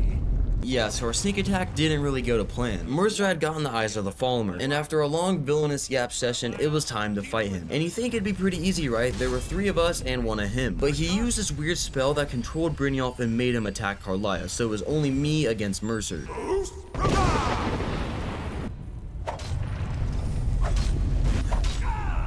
And the fight wasn't going well. Mercer was very strong, and well, I'm not. But I eventually pulled quite one of the biggest brain plays of all time. Ah, easy. Mercer was able to heal himself, however, but that didn't stop me from pulling the exact same play on him again. No way. Oh, did he die? Yes, he died. I looted Mercer's body, including the skeleton key and the eyes of the Falmer, which were super valuable. I'll definitely have to sell those later. And Mercer dying had freed Brynjolf from his trance, so he was no longer attacking Karliah. But the place that we were fighting in began the flood. But there was a hole in the ceiling, however, that we were able to escape from when the water rose to a certain level. And now that Mercer is dead, it's time to get back to the Thieves Guild. I now need to be crowned as the leader of it, of course. But this snow bear had other plans. Brother, this has to be that has to be bullying. Come on. I made it back to Windhelm and rested up in the inn before taking the carriage to Falkreath. Turns out I need to go to this Twilight Sepulchre place first to rather instead of the Thieves Guild. I'm pretty sure I have to put the skeleton key back or something. But I didn't stay at Falkreath for long though, as I hopped on the back of my horse and rode off for the Twilight Sepulchre. It's kinda just in the middle of the boonies. Are we serious? I do not want to fight a dragon right now. Yeah, these dragons are getting more annoying than they are challenging. You do need dragon souls to unlock shout from the word of powers that you learn. But I simply don't have any more shouts that I want to unlock right now, so fighting these dragons are just a big pain in the butt for no reward. Anyway, I managed to avoid the dragon and get to the Twilight place. But of course, there were bandits outside, and of course, they were very strong. But we were actually able to take them down with relative ease. And I was using the Nightingale blade I was given back in Winterhold. And besides looking pretty good, it was super strong. Anyway, I made my way into the place where there was this ghost of a dude waiting for me. It turns out his name was Gallus, the guy who's the leader of the Thieves Guild that Mercer killed. I haven't heard that name in a long time. His spirit is here since he was also a Nightingale and he was sworn to protect this place in life and death. Anyway, he told me that I'm gonna have to make it through the temple to put the skeleton key back. But the problem is that there are a bunch of other Nightingale spirits that aren't happy that I'm here. And of course they're just gonna try and kill me. But they can't be that strong since they're just only spirits after all. Oh my gosh. Yeah, I'm definitely not strong enough to fight them right now, so I left. And I ran back to Falkreath on my horse before the end of the day. Maybe a nice long sleep in this inn will help me think of a way how I'm gonna get past the Nightingale spirits and put the skeleton key back. Day 33 and I have a plan. Remember how I have very good sneaking skill? And I also have a bow? Yeah, you can already see where I'm going with this. It's time to fully become a stealth archer. It's the only way I'm actually gonna be able to take on those Nightingale spirits. And for some reason, Lydia can't come into the Sepulchre place, and there's no way I'm gonna be able able to take them down in hand-to-hand combat. So anyway, you all know how being a stealth archer works. The problem is I'm pretty much out of arrows since we fought all those Falmer trying to kill Mercer. They were super strong and that was the best way I could deal damage to them. So after doing some research, I learned that there was a Fletcher that sold bows and arrows in Solitude. And there's also another arrow getting method I can use once I'm in Solitude, but I won't explain that just yet. Anyway, I rode my horse back past and through Falkreath, eventually up to Whiterun where I caught a carriage back to Solitude. And once I was in Solitude, I went into the Fletcher's shop and looked at what he had to offer. I already had a decent Nightingale bow that I was given at some point, so I really just wanted arrows. But I accidentally bought an Elven bow that I didn't want for over 1400 gold. Oh, I did. So I sold the bow back to the guy for under 200 gold. I just scammed myself so hard. Anyway, I then bought one elven arrow. Now, one arrow isn't gonna do much, but there is a guard in Solitude that is working on his aim. And if you can successfully pickpocket him by giving him the elven arrow and taking his arrows, he'll infinitely shoot elven arrows. And you can pick them up off the target board. So that was my plan on how to get a ton of good arrows. But I wasn't able to sneakily pickpocket this guy for the life of me. There were too many people around. And I tried to find an invisibility potion in the shop so I could do it without being caught, but it didn't have any. So I tried to pickpocket the guard, but I instantly got caught and got taken to prison for the rest of the day. Yeah, maybe I'm not the best thief like I think I am after all. I took a fat nap in the Winking Skeever on day 34. I was super tired. And I then tried pickpocketing the guards once again, but it just wasn't working, man. So I stole what steel arrows I could that the guard was already shooting while I waited for the Fletcher shop to open. And once it did, I put a basket over the shopkeeper's head so he couldn't see me, and I then proceeded to rob the entire shop and his house. I didn't get much, but I got a few arrows and some gold. And after that, I finally left Solitude and took a carriage back to Falkreath. I should have enough arrows now to successfully make my way through the Twilight Sepulchre. But of course, when I arrived in Falkreath, there was literally a dragon.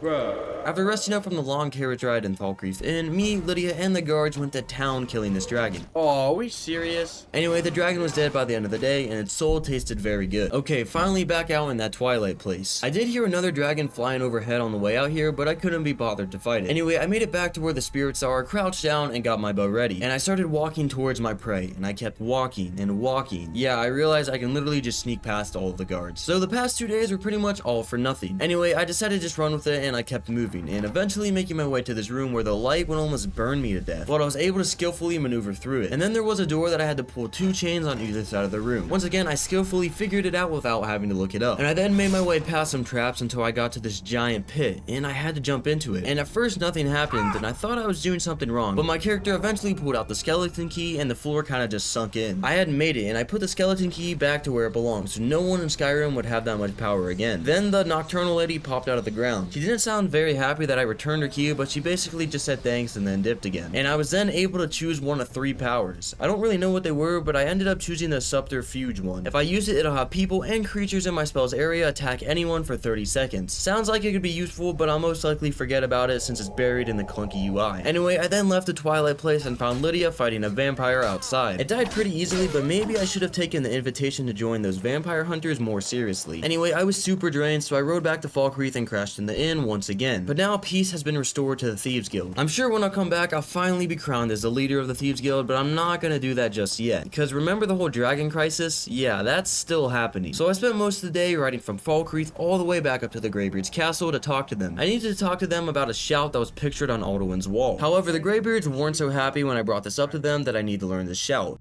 Where did you learn of that?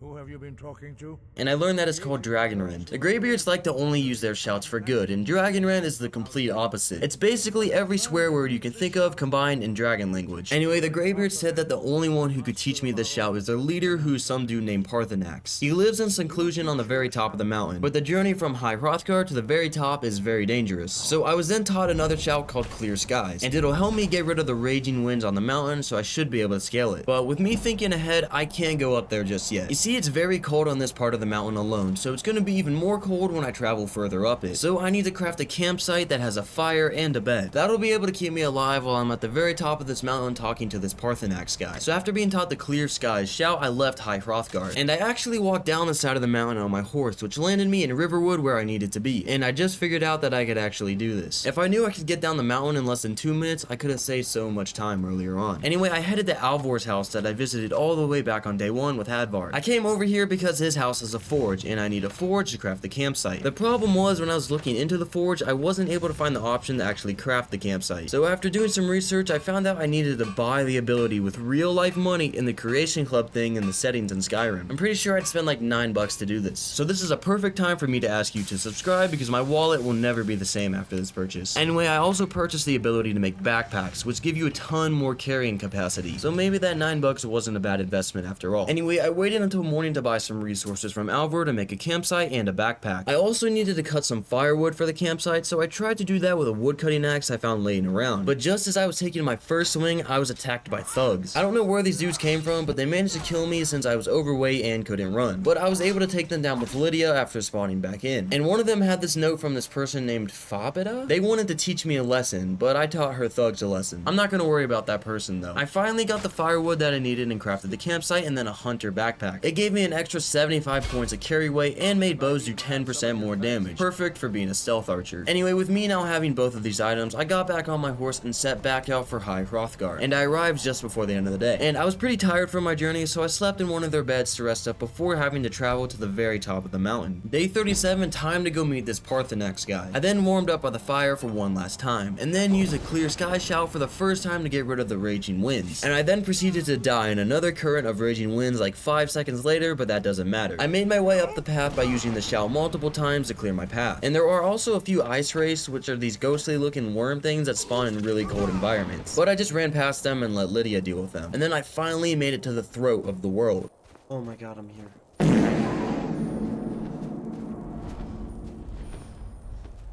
Alright, I'm assuming that's Parthenax, but first let me set up this little camp over here so I don't die. And it looks like I was correct. This little old dragon is the Greybeard's leader. Oh well, I don't judge. He first made me learn another shout that basically just spits fire and then made me use it on him. Not really sure why, but I'm here to learn the shout Dragonrend and then get off this mountain as quickly as I can. But Parthenax was a little hesitant to help me, but eventually he caved in. And he basically told me he does not know the Dragonrend shout. But he thinks if I can somehow travel back in time to when it was used to last defeat Alduin, I might be able to learn it. But to do that, I need an Elder Scroll. And these Elder Scroll things are pretty confusing. They're fragments of creation of the world or something like that. Anyway, I need one and I have no idea how to find one. So I returned back down to where the Greybeards were to see if they knew anything or where an Elder Scroll actually was. And of course I didn't, because that would be too easy. We have never concerned ourselves with the scrolls. But they said I might be able to discover one's location in the College of Winterhold. I've already been to Winterhold already when I was translating that journal for the Thieves Guild, but I've never ventured into the college. So with this new goal in mind, I left High Hrothgar and carefully walked down the mountain on my horse. Where I then ran over to Whiterun and used the carriage to get to Winterhold before the end of the day, and I slept in the Frozen Hearth Inn. Day 38, I tried to get into the college, and I say tried because there was this lady that stood outside and wouldn't let me in without questioning my every intention. And I was basically ready to start chopping her up and walk into the college on my own until she said all I had to do was summon a flame Atronak and I could be permitted in. Luckily, your boy had learned to do that like a long time ago, mostly because I need to use it as a meat shield to not die every 5 seconds. Anyway, after summoning the flame Atronak, she let me in, and honestly, good thing she did, because I definitely would have died if I tried to fight her. Moving on, I made my way into the college and into a room called the Arcanium. It's basically the library. Anyway, I told this orc dude that I was looking for an Elder Scroll, so he gave me these books that looked like they were written by someone who had gotten insane. And then the orc dude told me that the dude had written them had pretty much gone insane, so it all makes sense. However, he still said he was alive, somewhere even more north in the Ice Flats working on some Dwemer ruins. And of course, I gotta go find them now. So I left the college and traveled down the hill across the Ice Flats until I came across a small little door in the ground where he has to be. His name was Septimus Cygnus, and he was exactly as advertised. Pretty crazy. Relatively speaking, on the cosmological scale, well, it's all nearby. After talking to him some, he told me that I could find an Elder Scroll in a place called Blackreach. Not the most inviting of names, but I guess I gotta go. The entrance to this place was in the middle of the snowy mountain, so I ran over there as quickly as I could to escape the cold. And there were some giant Dwemer ruins sticking out of the ground that I had to go into. And Lydia was with me, and we fought our way through the ruins, descending deeper underground. And the fighting wasn't terrible. We only had to kill a few dwarven spider workers and a sphere robot things. Oh, and also this random cat dude that was down there named Jadar. Don't really know why he was down there, but he's dead now. Anyway, it was all going good until we came across the Falmer. There were a lot of these hideous looking blind elves. And let's just say I died. Like, a lot. Oh my goodness. Oh. Oh, what? Alright, if you thought day 38 was bad, well, I died even more times than I could count on day 39. And I'll give you the long story short. I got stuck on this one part where there were like 5 Falmer and they were all super strong. And they had already beaten Lydia into a pulp. And once she would gain a little bit of health back and stand back up to fight, they would all just do it all over again. So I would just try and run around and buy some time until I could slowly pick them off one by one. Anyway, once I finally made it past that part, we were attacked by a giant dwarven centurion. That's literally just like dumping a pound of salt into an open wound. And I was so close to where I needed to go too. Anyway, I kind of just sat there and shot basically all the arrows I had into this giant monstrosity. Once again, stealth archers on top. Anyway, once that thing was finally dead, I finally went to the room where I activated this mechanism that opened the staircase going downward. But there are these two just random dudes going at it in there. Who are these people and why are they fighting hundreds of feet underground? And I still have that question to this day because I killed both of them and went down the staircase to finally make it into Blackreach. And I left Lydia exactly where we came in. I'm gonna get the Elder Scroll solo so I can sneak across the whole place and not be detected. There are a lot of things on here that I don't want to mess with. Mostly more Falmer. Anyway, I finally made it to the Tower of Mazark. I'm definitely not saying that right either. Where the Elder Scroll was located. I then had to use this lexicon thing that the crazy guy gave me and press a few buttons in certain order and boom, Elder Scroll. And I snuck back out of Blackreach and had Lydia start following me again and we made our escape back to the open air. But I didn't go straight back to Winterhold, however. There was an inn not too far from the ruins and I was tired and cold and it made a perfect place to go just before the end of the day. Day 40, I rested up at the inn and headed back out into the world. And I was heading toward Whiterun when a dragon attacked. Oh no. I'ma head out. And the dragon eventually caught up to me. And coincidentally, a pack of wolves also caught up to me at the same time, making my situation even more stressful. But with both of these threats combined, it overloaded my system and I shut down.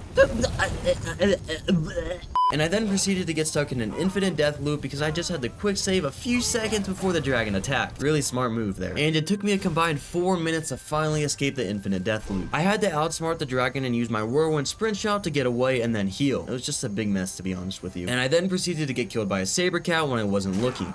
What? Anyway, I finally made it to Whiterun, and I decided to warm up in the Bannered Mare as well as order some food and then eerily sit in this corner. Look how dark and mysterious I look. I have to let the people of Skyrim know that I'm a threat and not to be messed with. Also, I was just taking a leak IRL. Anyway, after warming up, I went back out into the open world of Skyrim, and I caught a character Riften as I need to make my way back up to High Hrothgar, but I'd like to pay a visit to the Thieves Guild first. Once back down in the cistern, I talked to Brynjolf, who had pretty much just thanked me and asked if the skeleton key had been returned. And I learned that I'm also now the official leader of the Thieves Guild. I'm confident that with you in charge, we'll soon have more gold than we could possibly spend. No crowning ceremony of anything, which is fine, I guess, but I really wish I did get a crown. I mean, come on, I wish there was some cool piece of clothing that I could wear and to say, hey, I'm the leader of the Thieves Guild. No, I mean, not literally, because people don't like thieves, but you know what I mean. Something that stood out. Anyway, after talking to Brynjolf, I sold some more items to Tanalia and got my gold count to just under 5,000. And I then left Riften and rode my horse towards High Hrothgar, but stopping at the Ivarstead Inn before the end of the day to get some sleep. Day 41, I'm riding up the mountain to High Hrothgar with this Elder Scroll that I have. Not really sure how I'm gonna use it, but I'm gonna try and use it and figure out the shout that was used to defeat Alduin the first time around. Well, I guess he really wasn't defeated, but whatever. Anyway, I made my way up the mountain and warmed up in High Hrothgar, then scaled the rest of the mountain to the throat of the world where Parthenax was waiting for me. And when I finally got up there, I warmed up on my camp for a little bit, but Parthenax wasn't talking to me for some reason. So I looked at my quest log and realized... Read the Elder Scroll? Don't you like go blind if you read these?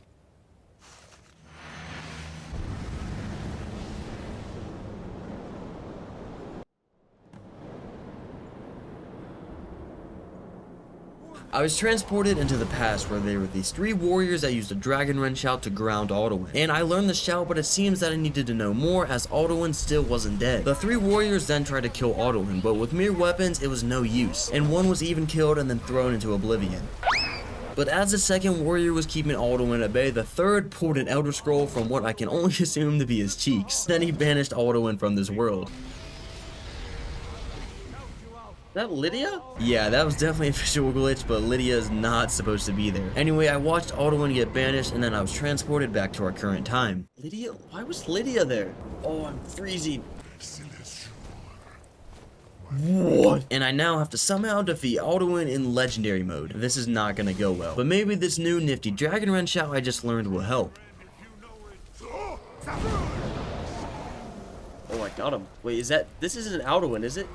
No, this is not Alduin. Oh, wait, that's Parthenax. I'm sorry. Yeah, that's my bad, Parthenax. Didn't mean to use the most hateful shout of all time on you. Anyway, I then proceeded to fight Alduin for pretty much the whole day. The guy had a ton of health and did a ton of damage, which I probably should have suspected considering he is the main boss. But after dying more times than I care to share, I eventually whittled his health down until I finally defeated him with an arrow. But he didn't actually die. He talked to me for about 30 seconds and then said he couldn't be killed in this world and then just left. That was quite possibly the biggest waste of time I've ever partaken in. I just spent the better part of 30 minutes trying to kill this dude just to learn that he couldn't be killed in this world. So I don't even know how I'm gonna kill him. Anyway, I talked to Parthenax. I learned that Alduin hadn't been defeated, more of just delayed him once again, which was kind of obvious. Not even the heroes of old were able to defeat Alduin in open battle. But I needed to find out where he actually was so I could kill him for good. Alduin suggested trapping one of Alduin's allies, another dragon, in Dragon's Reach in Whiterun since it was originally built to hold a captive dragon. But there was no way that Jarl was just gonna let me hold a dragon in there, so I guess that is for me to figure it out. So I left the throat of the world and went back down to High Hrothgar to get some well-deserved rest. I just fought the literal world eater after all. I rode down from the mountain in the very early morning of day 42 and made my way into Whiterun. And I then ran through the city up to Dragon's Reach and woke up the Jarl so I can tell him that I needed to trap a dragon in here.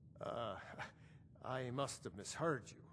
I thought you asked me to help you trap a dragon in my palace. Yeah, this might not be as easy as I thought it would be. The Jarl was scared that if we tried to trap a dragon in Dragon's Reach, it would cause a lot of collateral damage to the city. And it would then also be a prime opportunity for the Stormcloaks to attack and then take the city. There is still a whole civil war going on in the background. Anyway, after a lot more master negotiating, the Jarl said that the only way I could trap a dragon in here was that if the Greybeards negotiated a temporary truce between the Empire and Stormcloaks. And the reason the Greybeards had to do it is because they're respected all across Skyrim and do not get involved when it comes to politics. But that means I now have to ride all the way back from Whiterun to High Hrothgar. Playing in survival mode has really made me miss fast travel. Anyway, once I finally made it back up to the castle, I warmed up because it's cold as balls outside and I spoke to Arngir. At first, he was hesitant about what I had to say.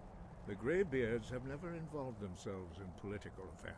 But after I pulled the your leader is helping me card, he eventually caved and agreed to hold a meeting with General Tullius of the Empire and Ulfric Stormcloak of the Stormcloaks. However, I now have to go talk to both of these powerful gentlemen. And you can hear the exact moment where I lose the will to live after seeing the distance that I have to travel. Now I gotta go all the way back down. Solitude and Windhelm. So I made my way back down the mountain on my horse, as it seems I've done 100 times now, and I ran back over to Whiterun. And that's where I took a carriage to Windhelm. And I then entered the city and convinced Ulfric to attend the meeting. It honestly wasn't that hard to do, but I think he saw the meeting as another way to get the Empire to leave Skyrim rather than to solve the dragon crisis. Anyway, I don't need to worry about that. I have to go convince General Tullius now to attend the same meeting. So I rode another carriage through the night in the morning to Solitude. Day 43 was very short, mostly because of the long carriage rides that were needed to get around the province. And also that I needed to sleep a bunch since carriage rides are exhausting. Anyway, after arriving at Solitude, I crashed at the Winking Skeever, then went to see General Tullius. And it was also pretty easy to convince him to attend the meeting. I guess I just have crazy riz, I don't know. Or maybe the whole Alduin eating the world thing kinda scared them both, but whatever. Back to High Hrothgar. Yep, so another carriage ride back to Whiterun, then up the mountain for the castle for about a millionth time. Day 44, cue 15 minutes of riding on horseback from Whiterun all the way back to High Hrothgar. Over here!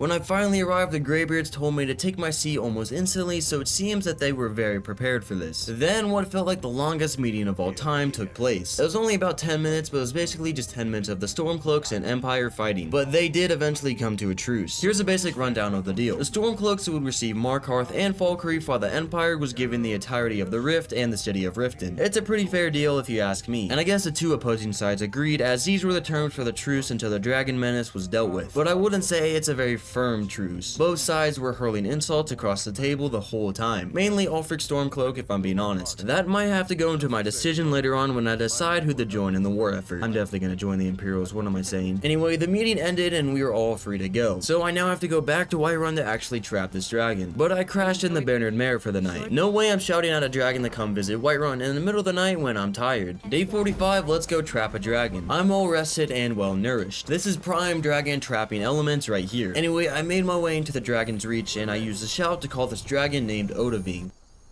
Odahviing! I'm not entirely sure where I learned the shout, but I'm pretty sure it was from Parthenax. Anyway, this Odaving dude dragon wasn't the happiest that I caught him, since he killed a guard basically as soon as he appeared. There he is. Oh. Anyway, I then used the Dragon Wrench shout to make the dragon land, and I had to lead him deeper into the trap to actually trap him.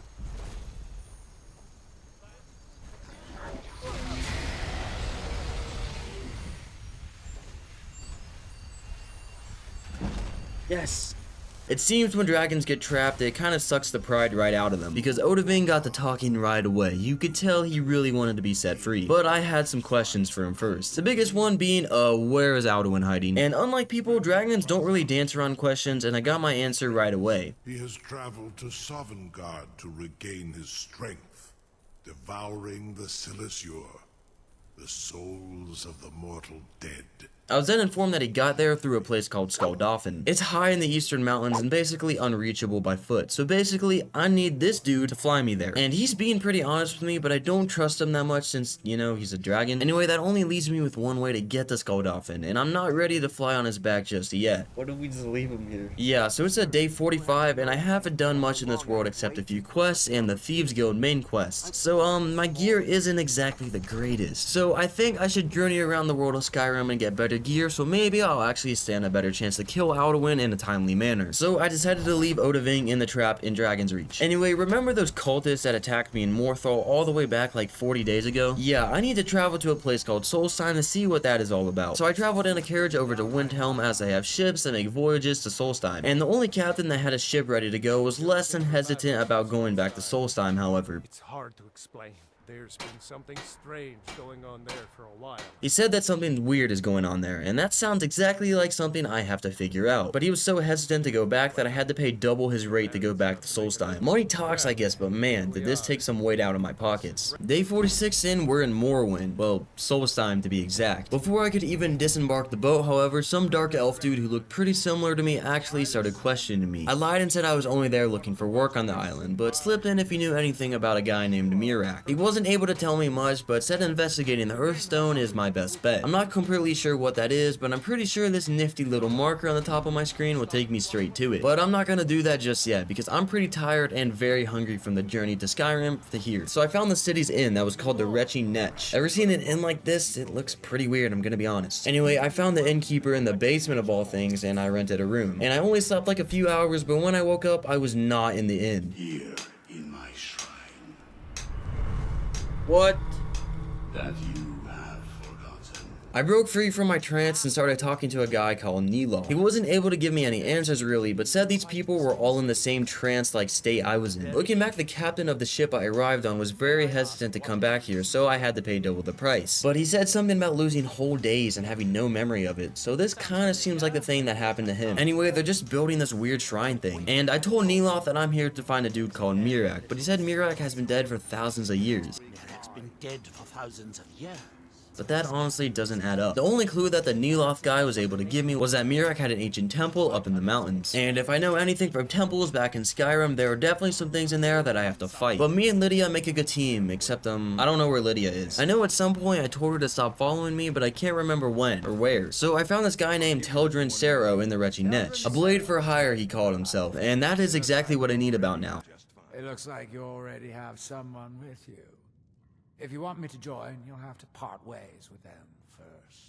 So if I want this guy to follow and fight with me, I have to go back to Skyrim and tell Lydia that it's time to part ways. But at that point, I'd rather just have her start following me again and save myself some coin instead of hiring that guy. Now, I could attempt to infiltrate the temple on my own, but there's no way that's gonna go well on legendary difficulty. So I caught the same ship that I took here back to Skyrim before the end of the day. For another 250 gold, I'd also like to add. I've really got to make sure I don't bounce between Skyrim and Solstheim that much, because if I have to keep paying this, my pockets are gonna dry up very quickly. Day 47, I arrived in Windhelm, and I then took a carriage straight over to Riften to look for Lydia, and to sell some stuff I had to Tenalia, since I might be needed some more gold if each trip I take to Solstheim and back costs me 500 gold. Anyway, I didn't find Lydia, so I took another carriage to Whiterun to look for her. But I first stopped into the Bannered Mare because your boy's gotta get his beauty rest. And I then ran up to Dragon's Reach where Lydia was waiting for me just where I left her. I guess I made her stop following me when I was trapping the dragon because I didn't want her to try and kill it or something. He's still up there, by the way. He's basically gotta stay there until I agree to free him, and he takes me to the Skuldafn coffin place. Anyway, me and Lydia reunited, left Whiterun, and then went back to Windhelm. And I then caught another ship back to Solstheim, where once again I put a hole in my pocket. This Mirak dude better have some nice loot for me in his temple, because I definitely need it more than him about now. Once I arrived in Solstheim, I stayed in the Retchy Netch once again to rest up. I swear 50% of what I do in survival mode is sleep. Anyway, now that I'm well rested, time to go check out this Temple of Mirak place. It was only about a 2-minute walk since Solstheim is pretty small, but when I got up there were more people in a trance working on building this temple. Now, I know I shouldn't jump to conclusions, but this doesn't seem good, like, at all. Anyway, I made my way up to the entrance of the temple where there was this lady kinda just shouting at the people who were working, and I talked to her and her name was Freya. She had little idea of what was going on as well, but we both came to an agreement that we need to venture into the temple and get a closer look of what was inside. But just as we came to that agreement, a way into the temple opened up and 2 cultists emerged. Oh. Anyway, we made our way into the temple and kept killing cultists. The 3 of us made a pretty good killing team, especially because this Freya lady was really strong. I also found a glass mace which did a ton of damage, and let's just say that this is now becoming my new main weapon. After that, we killed a combination of more cultists and Draugr, and basically all the Draugr now were spawning in a super strong variant since I was finally getting some levels under my belt. We eventually made our way into some room where there were a bunch of cultists and they summoned this thing called a Seeker. I'm not sure what it does, but it's probably the ugliest thing I've ever seen in my existence. Anyway, they all fell to our blades one by one. There was another room with a word of power and this Draugr called a gatekeeper, and we had to kill him to get the key to advance deeper into the temple, but he also dropped an ebony war axe. Yep, I'll be taking that. Anyway, after making our way through a few more rooms, we came to this giant area with a Draugr that could shout. Whoa. You can shout. Oh, what? This Draugr was called a Death Overlord, so you guys already know that it took forever to kill. But when it did finally die, it dropped an ebony sword. And I like swords more than axes and maces, so this is now becoming my new main weapon. I switched main weapons like 3 times in this temple alone, but alright. Anyway, we finally made it to the end of the temple where there was a black book just on a pedestal. And Lydia and Freya seemed pretty sussed out by the book, but I'm the Dragonborn and how scary can one book be? So I read it and proceeded to get sucked into it somehow. And I woke to see who could only be Mirak. He shocked me down to the floor before I could do anything, and basically said I can't do anything since he's gonna return to the world once his temple is done being built. Soon they will finish building my temple, and I can return home. And he then had some Seeker slave boys send me back to the real world. Yeah, I'm probably gonna have to stop him somehow. So I talked to Freya about what just happened and what I saw, and she said we should speak to her father, the leader of the Skull people. The Skull leader said that Mirak was also Dragonborn, and if I want to get closer to defeating him, I need to go to a place called Saren's Watch to learn the word of power which Mirak learned to use to mind control the people of Solstheim. So day 49, I went out to the Saren's Watch place to learn the word of power that I needed. But of course, there was literally a blood dragon, and on top of that, there were also some Draugr that were guarding this place. And yeah, you can tell that I was not too happy with this combination. Oh.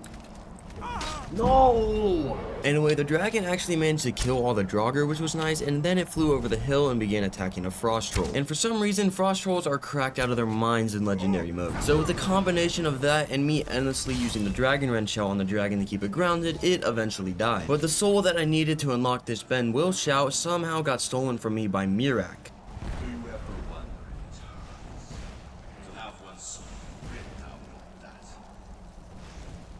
Wait, can I get this one?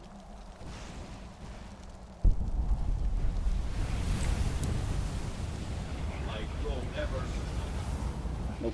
Anyway, I spent the next few minutes trying to reload the save multiple times so maybe Mirak wouldn't steal the soul that I needed to unlock the shout. But after so many attempts, I eventually learned that Mirak always steals the first dragon soul that you kill after seeing him in the weird dimension. So yeah, if I want to continue this quest, I'm gonna need to kill another dragon first. And I'm not trying to do all that right now, so I'm heading back to Raven Rock to sail home. Day 50, I made it back to Raven Rock and booked passage back to Skyrim. And I then ran straight into the city of Windhelm where I bought some food and then rested. And after sleeping, however, I decided to get myself a drink at the bar. Sure, it was like 7 AM, but who cares? I'm the Dragonborn. I can do what I want. Anyway, there was this guy named Sam who challenged me to a drinking game. I'm already trying to drink my troubles away from being the one destined to save the world, so making it a competition shouldn't hurt. I just woke up in Markarth. I have no idea how I got here, but I guess I had a wild night. Anyway, there's some lady named Senna that said I trashed the place. But I'm so busy cleaning up the mess you made of our temple. And I probably did, because I was blacked out, but I needed to figure out what was going on and what happened last night. So I helped her clean up the mess that I made, and and she told me that I was muttering something about Rorikstead, a town in the middle of the Reach. So I left the city and took a carriage to Morthal to get my horse to teleport to me, and I then began riding my horse to Rorikstead, but a dragon that was flying overhead caught my attention. I do need to kill it for its soul so I can unlock the Bend Will shout. So I dismounted my horse behind this random fisherman's house and then proceeded to get destroyed by a dragon. You know, I'm like halfway through this challenge and I swear killing dragons is harder than it was 50 days ago. Anyway, I managed to use the dragon wrench shot on the dragon, and me and Lydia managed to take it down in close combat. Luckily, Mirak didn't steal the soul, so I got it. But I actually forgot to unlock the shout and kept making my way to Rorikstead. But you'll never guess what happened when I arrived. Another dragon attack. But it died pretty easily as I kept blasting it with the dragon round shouts to keep it grounded, and the town of Rorikstead had some guards that helped take it down. And I got the soul once again, and I remembered to actually unlock the Bend Will shout this time. But I noticed that I had 8 dragon souls this whole time.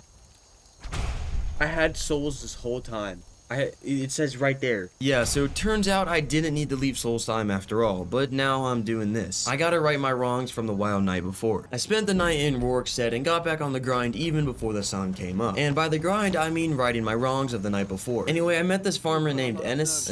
I'm not really sure how to say his name. Anyway, apparently in my drunken state, I gave his award-winning goat to a giant, and now I have to either give the goat back for him or pay 1,000 gold. And I'm not trying to lose half of my net worth, so let's go find this gold. I found the giant and the goat not too far up the hill. Sadly, there is no way I can reason with the giant, so he has to die. I first shot him with a few arrows before summoning in a flame Atronak and taking him down for good with some backslashes from behind. And after looting the giant's corpse, I found the goat that was oddly named Glota. Anyway, I gave the goat back to the Ennis guy, and the only information he could give me was that I scribbled something about repaying some lady in Whiterun. I'm gonna be honest, I'm not totally sure what I was trying to accomplish, but I guess I have to find the Sam guy again. I keep seeing stuff that I was talking about as staff, but I guess I was way too wasted to actually remember anything about it. Anyway, I made it to Whiterun and found the lady I was supposed to repay or something. Apparently, I had stolen a wedding ring because I had gotten engaged to someone in Witchmist Grove. You went right out to give it to your fiancée. Don't you even remember where you left her? Once again, I have no memory of that, and I don't want to get married while I'm trying to save the world, so I'm just gonna go back there and politely ask for the ring back. And this Witchmist Grove's place was just south of Kynesgrove, where I watched Alduin bring that dragon back to life all those days ago. Wow, that actually feels like forever ago. Anyway, I used the carriage to get to Windhelm, then rode my horse to the place I was supposed to go. And I could also hear a dragon flying overhead. Dude, I'm not trying to fight a dragon. There's so many. Anyway, I arrived at the place where I needed to go, and I saw what could only be my fiancé.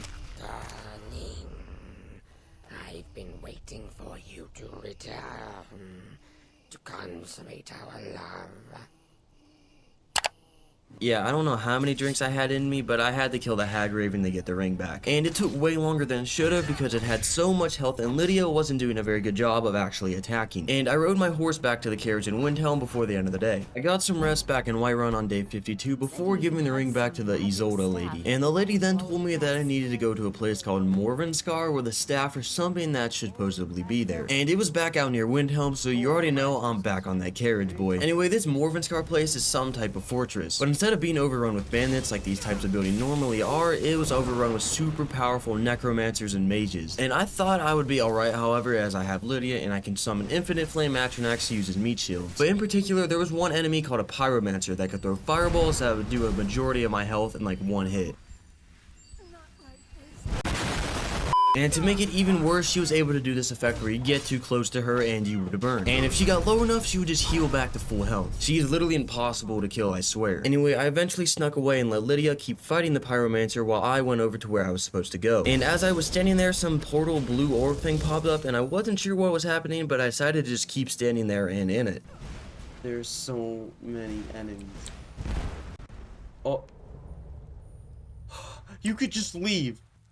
You could just leave. I'm not sure what this place is or where it is, but I followed the path and kept guard. But I then turned a corner and literally saw Sam just standing there next to a table with a bunch of random dudes. And I started talking to Sam and suddenly he turned into this red demon thing. From my past experience, he looks like a Daedra dude or something like that. I don't know if that's actually a thing, but I'm just gonna run with it. Anyway, he said all the stuff I was doing for this staff was unnecessary. He then revealed that he was the Daedric Lord of Debauchery. The Daedric Lord of Debauchery does not deal in mere pranks. So I was right about the Daedra part, but I don't really know what debauchery means. Maybe he's like the god of mischief, like Loki or something. Anyway, he gave me this staff called the Sanguine Rose and sent me back to the real world, but not to Morvenskar, the bar where we first started the drinking competition. And I checked out the Sanguine Rose, and it said that it summons a Dremora for 60 seconds, which I'm fairly certain is a Daedric warrior thing that fights for you. Depending how strong they actually are, this could be really useful. Anyway, I realized that Lydia was still in a dungeon place, so I now have to go back. And I was ready to go back in the battle when I walked in, but then I saw Sam fighting the Pyromancer. What the? He's fighting her. Yes! Tell me he wins. Anyway, I didn't wait to see who would win. I snuck back out and had Lydia follow me, but not before unlocking a chest and taking some free gold, of course. We then made our way out of Morvenskar, and I don't plan on coming back. I'm gonna have nightmares of that Pyromancer lady for the rest of my days. Now that I'm armed with a new staff, I think I'm ready to go back to Solstheim and take on this Mirak Dragonborn dude. There's only room for one Dragonborn in this town, or country, or even world. I'm not really sure how it works, but it's me. So I made my way back to the boats outside of Windhelm and booked passage back to Solstheim. And as soon as I arrived in that godforsaken land, I ran all the way back up the island to the Windstone, where I used the Bend Will Shout to free the people of the Skull. But when I did that, this actual abomination of a creature spawned out of nowhere. What the heck? So I summoned a Dremora for the first time using the Sanguine Rose, and sure enough, a Dremora warrior appeared out of nowhere and ran into battle swinging. And the thing we're actually fighting is called a Lurker. I'm not really sure what it is, but all I know is I need to kill it. Anyway, with the Dremora, me, Lydia, and the people of the Skull who I just freed from their mind control, we're actually able to take down this Lurker pretty efficiently. But if it was only me fighting, there was no way I'd be able to kill it. And it actually dropped a ton of good loot, including a ring that would make one-handed weapons do 15% more damage, which is perfect for my build. Anyway, I then returned to the Skull Village and told the leader of what I had just done. And he then told me I need to clear out the 4 other stones on the island and talk to some guy called Neloth who knows more about the book that took me into another dimension. And I didn't feel like clearing all the stones right now, but I did clear one more as I was on my way to wherever this Neloth dude was. And the Lurker once again fell pretty quick to our 3 blades. And once again, your boy got some valuable loot that I'm definitely gonna sell once I'm back in Skyrim. Okay, turns out I lied by not wanting to clear out all the stones right now. I'm really starting to get addicted to the loot these Lurkers drop. So I ran over to the Waterstone next, and I just cleared out the Beast Stone. But as I was doing that, a surprise from the sky showed up. What? Brother, no, what? I didn't even hear it. Yeah, me, Lydia, and the Dremora are strong, but we're not strong enough to take down a Lurker and a dragon at the same time, so I kinda just left, running down the beach back towards Raven Rock. Day 54, and I've decided this is a future problem for future me. So I made my way back to Raven Rock and crashed in the Retchy Netch. Little do these people know that there's a 10-foot tall monstrosity and a dragon like half a mile down the shore. Anyway, when I walked out of the inn in the morning, however, there was literally another dragon. What? Yep, once again, this is a future problem for future me. I booked another trip back to Skyrim because I do not feel like fighting another dragon right now. And once back in Windhelm, I immediately took a carriage over to Solitude and slept in the Winking Skeever. Doing a lot of traveling on day 54, I know. Anyway, I was actually back here in Solitude to buy more arrows from the Fletcher. I'm almost all out of arrows again, and if you think I'm fighting 2 dragons and the Lurker all in close combat, you're crazy. So after buying more arrows, I left Solitude and hopped back on a carriage to Windhelm. I'm really lucky these Lurkers and dragons drop gold because I've been spending a bag on transport lately. Day 55, I arrived back in Solstheim, and yep, the Frost Dragon is still here. I need to not be outside right now. So after resting up in the Retchy Netch, I woke being mind controlled and working on the stones that I have to clear once again. What? No, there's a dragon out. After that, I finally decided to help the Solstheim guards kill the dragon. And by help, I mean continuously blast it with the dragon wrench out so it can't move. But you wanna know something crazy? Just before it was about to die, I decided to actually help the guards and get a few hits in on the dragon. But for some reason, the dragon decided to pick me out of everyone attacking it. What? Me? What? So this time I stood far back and hit the dragon with dragon wrench shouts until all the guards had eventually killed it. And I then swooped in and took all the loot for myself. Easy arrows. And since I'm here in Raven Rock, I might as well clear out the stone that is literally right there. But for some reason, this stone spawned 2 Lurkers. Oh well, there are a ton of people here to help me fight, and I have the trump card that is the Sanguine Rose. Alright, now that both of those disgusting monsters are dead, it's time to go back over to where that dragon and other Lurker are. And as I was walking back there, however, I stumbled across Solstheim's version of a bandit camp. The people that inhabit this place are called Reavers, and they look like Solstheim guards who've just gone rogue. Anyway, most of them weren't tough, and I only died once simply because I fell in a crack off their building. Oh my god. Once they were all dead, I also used one of their beds to sleep to level up. And I was pretty close to the stone when I was attacked by wildlife. I seriously cannot catch a break. And after putting a few wild animals down, I finally made it back up to the stone. And the dragon was a little preoccupied attacking up the hill that I couldn't see. So I saw this as my chance to kill the lurker and get out before the dragon finishes up his meal. So I summoned a Dremora, and then me and Lydia got to work killing it as well. But the dragon got done fighting whenever he was fighting a little quicker than I thought he would. Oh, it landed on us? Now with that dragon flying about and actively attacking me and the gang, I need to find a faster way to actually kill this lurker. So of course I tried using my unrelenting force shell to blast it off the edge. Bruh. Yeah, so turns out lurkers aren't affected by the unrelenting force shout, and I just launched my Dremora into oblivion. So after summoning another Dremora, however, I finally decided to just nut up and go for it. I swung my ebony sword harder and faster than I've ever swung it before, and the lurker met its end. Yes, yes, okay, we got it. In no way I'm spending the time to kill that dragon now, so I waddled myself back to Raven Rock. But I didn't stay, as I have one more stone to clear. And as I was making my way over to the stone, however, some weird lava zombie looking dudes named Ash Spawn started to attack me. The heck?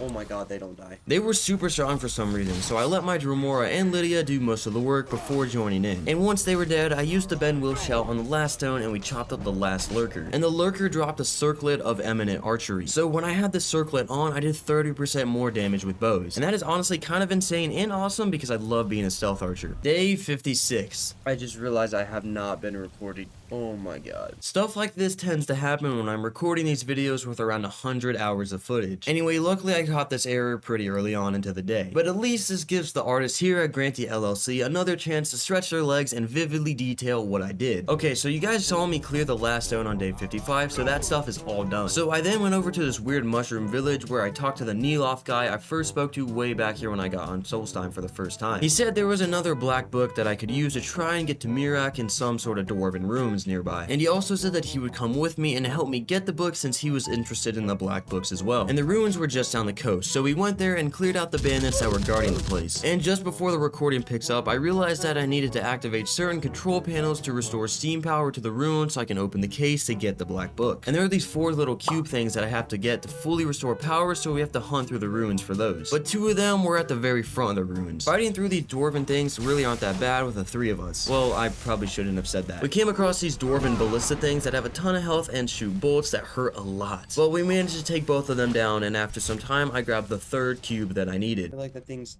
definitely gonna come alive as soon as I take this. Yep.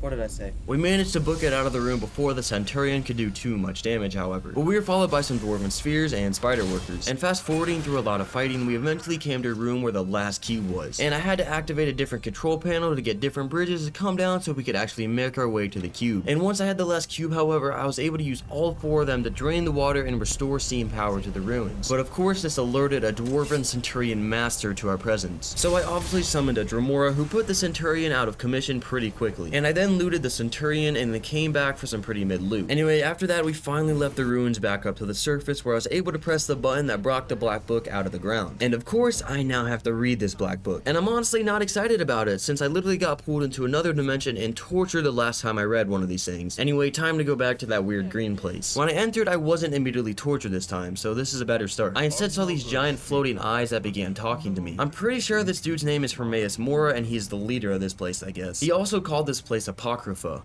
This is Apocrypha, where all knowledge is hoarded.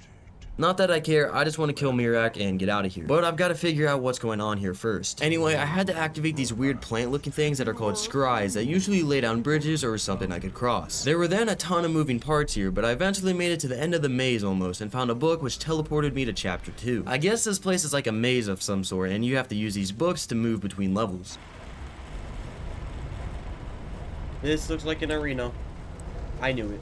Yep, I know a Skyrim arena when I see one. There was a lurker and 2 seekers. Now, I don't have a follower in here, so there's no way I'm gonna be able to fight these guys. I simply just don't do enough damage. But I eventually figured out that I could activate one of those scries and open a door to move on to level 3. So I didn't have to fight after all. But this level seems like more a maze than ever. There were a ton of different levels and areas with a moving bridge that I had to use to move around. And also, not to mention, there are a ton of seekers in here that are super powerful. But I was able to use my high level sneaking abilities to move past them stealthily. But that was until I realized that I had to go through the moving bridge to progress. And there was a seeker blocking my path literally right down there. So I proceeded to sneak and then launch as many arrows I could into it, but it eventually got too close and was able to see me. And I then proceeded to die. But when I loaded back in, I was back in Solstheim. I guess when you die in here, you don't really die. I'm not really sure, but it's super confusing. But I still have to figure out what's going on, so I need to go back into the book. Day 57, I'm still in this creepy dimension, and I'm pretty tired. Anyway, I made it back to where I was last killed by that seeker, and I actually managed to take it down this time. And I then moved down the hall just to see a lurker blocking my path. It's almost like this game wants me to fight it. But my sanguine rose was also running low on charge, and I didn't know how to recharge it because of my limited Skyrim experience. Anyway, with a ton of skill and precision, I was simply able to just run past the lurker and hide before it could find me again. And I actually made it into chapter 4 using the whirlwind sprint shot to get past some more seekers. Luckily, there aren't any more monsters, but there was this book. And when I tried to read it, the Hermaeus Mora guy reappeared. And I had the choice of either becoming a servant or declaring him an enemy. Now, I don't have a problem with this guy, and I'm in his realm, so I decided to play nice. He told me I would need the last 2 words of power in the Ben Wind shout to defeat Miraak, and he gave me the 2nd word of power. But if I wanted the 3rd and final word, I'd have to get the secrets from the people of the skull. I don't know what secrets they have that this guy could want, but it's none of my business. And before I left, however, I was given a gift of some sorts. My unrelenting force shout, otherwise known as the Fus Rodal, was given an upgrade and made it even more powerful. And I then finally returned to the real world, and after that, Neloth was waiting to talk to me. He was also confused about what Hermaeus Mora wanted with the people of the skull, but there wasn't anything we could do about it. So we finally left the dwarven ruins with the book in hand, and oh my god, there's literally a dragon outside. And this dragon was fairly strong, but it fell to the power of 3 of us. And after consuming its soul, I slept in one of the bandits' bed that we had slaughtered on the way in. And I then made my way over to the skull village to talk to the leader of the skull. Also, a Horker tried to kill me, but the village quickly dealt with it. Anyway, I talked to the leader of the skull, and he seemed pretty hesitant to talk to Hermaeus Mora, which is valid, because he's pretty creepy. I mean, you do have to go into his dimension, and he's actually a really scary dude. But I eventually managed to convince him and gave him the black book to do so. But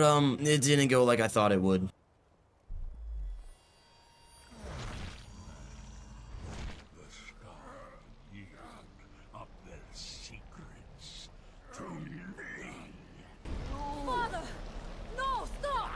Yeah, that didn't go how I thought it would at all. I got the final word of power that I needed, but the leader of the skull is now dead. Yeah, that's definitely my bad. But now I can finally challenge Miraak. I should just have to read this black book, waking dreams, then kill him.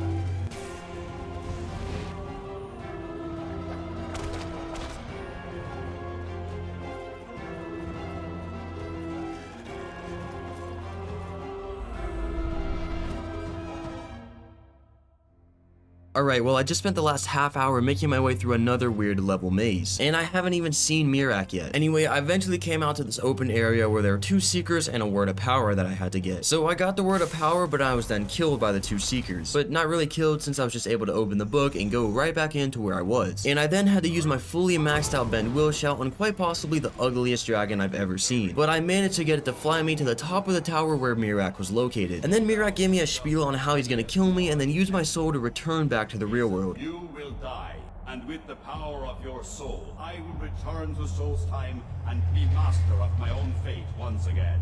But I'm not gonna let that slide. I'm not gonna let Miraak kill me. That's so unfair. I couldn't sprint. Alright, let me try that again. Alright, 3rd time's a charm.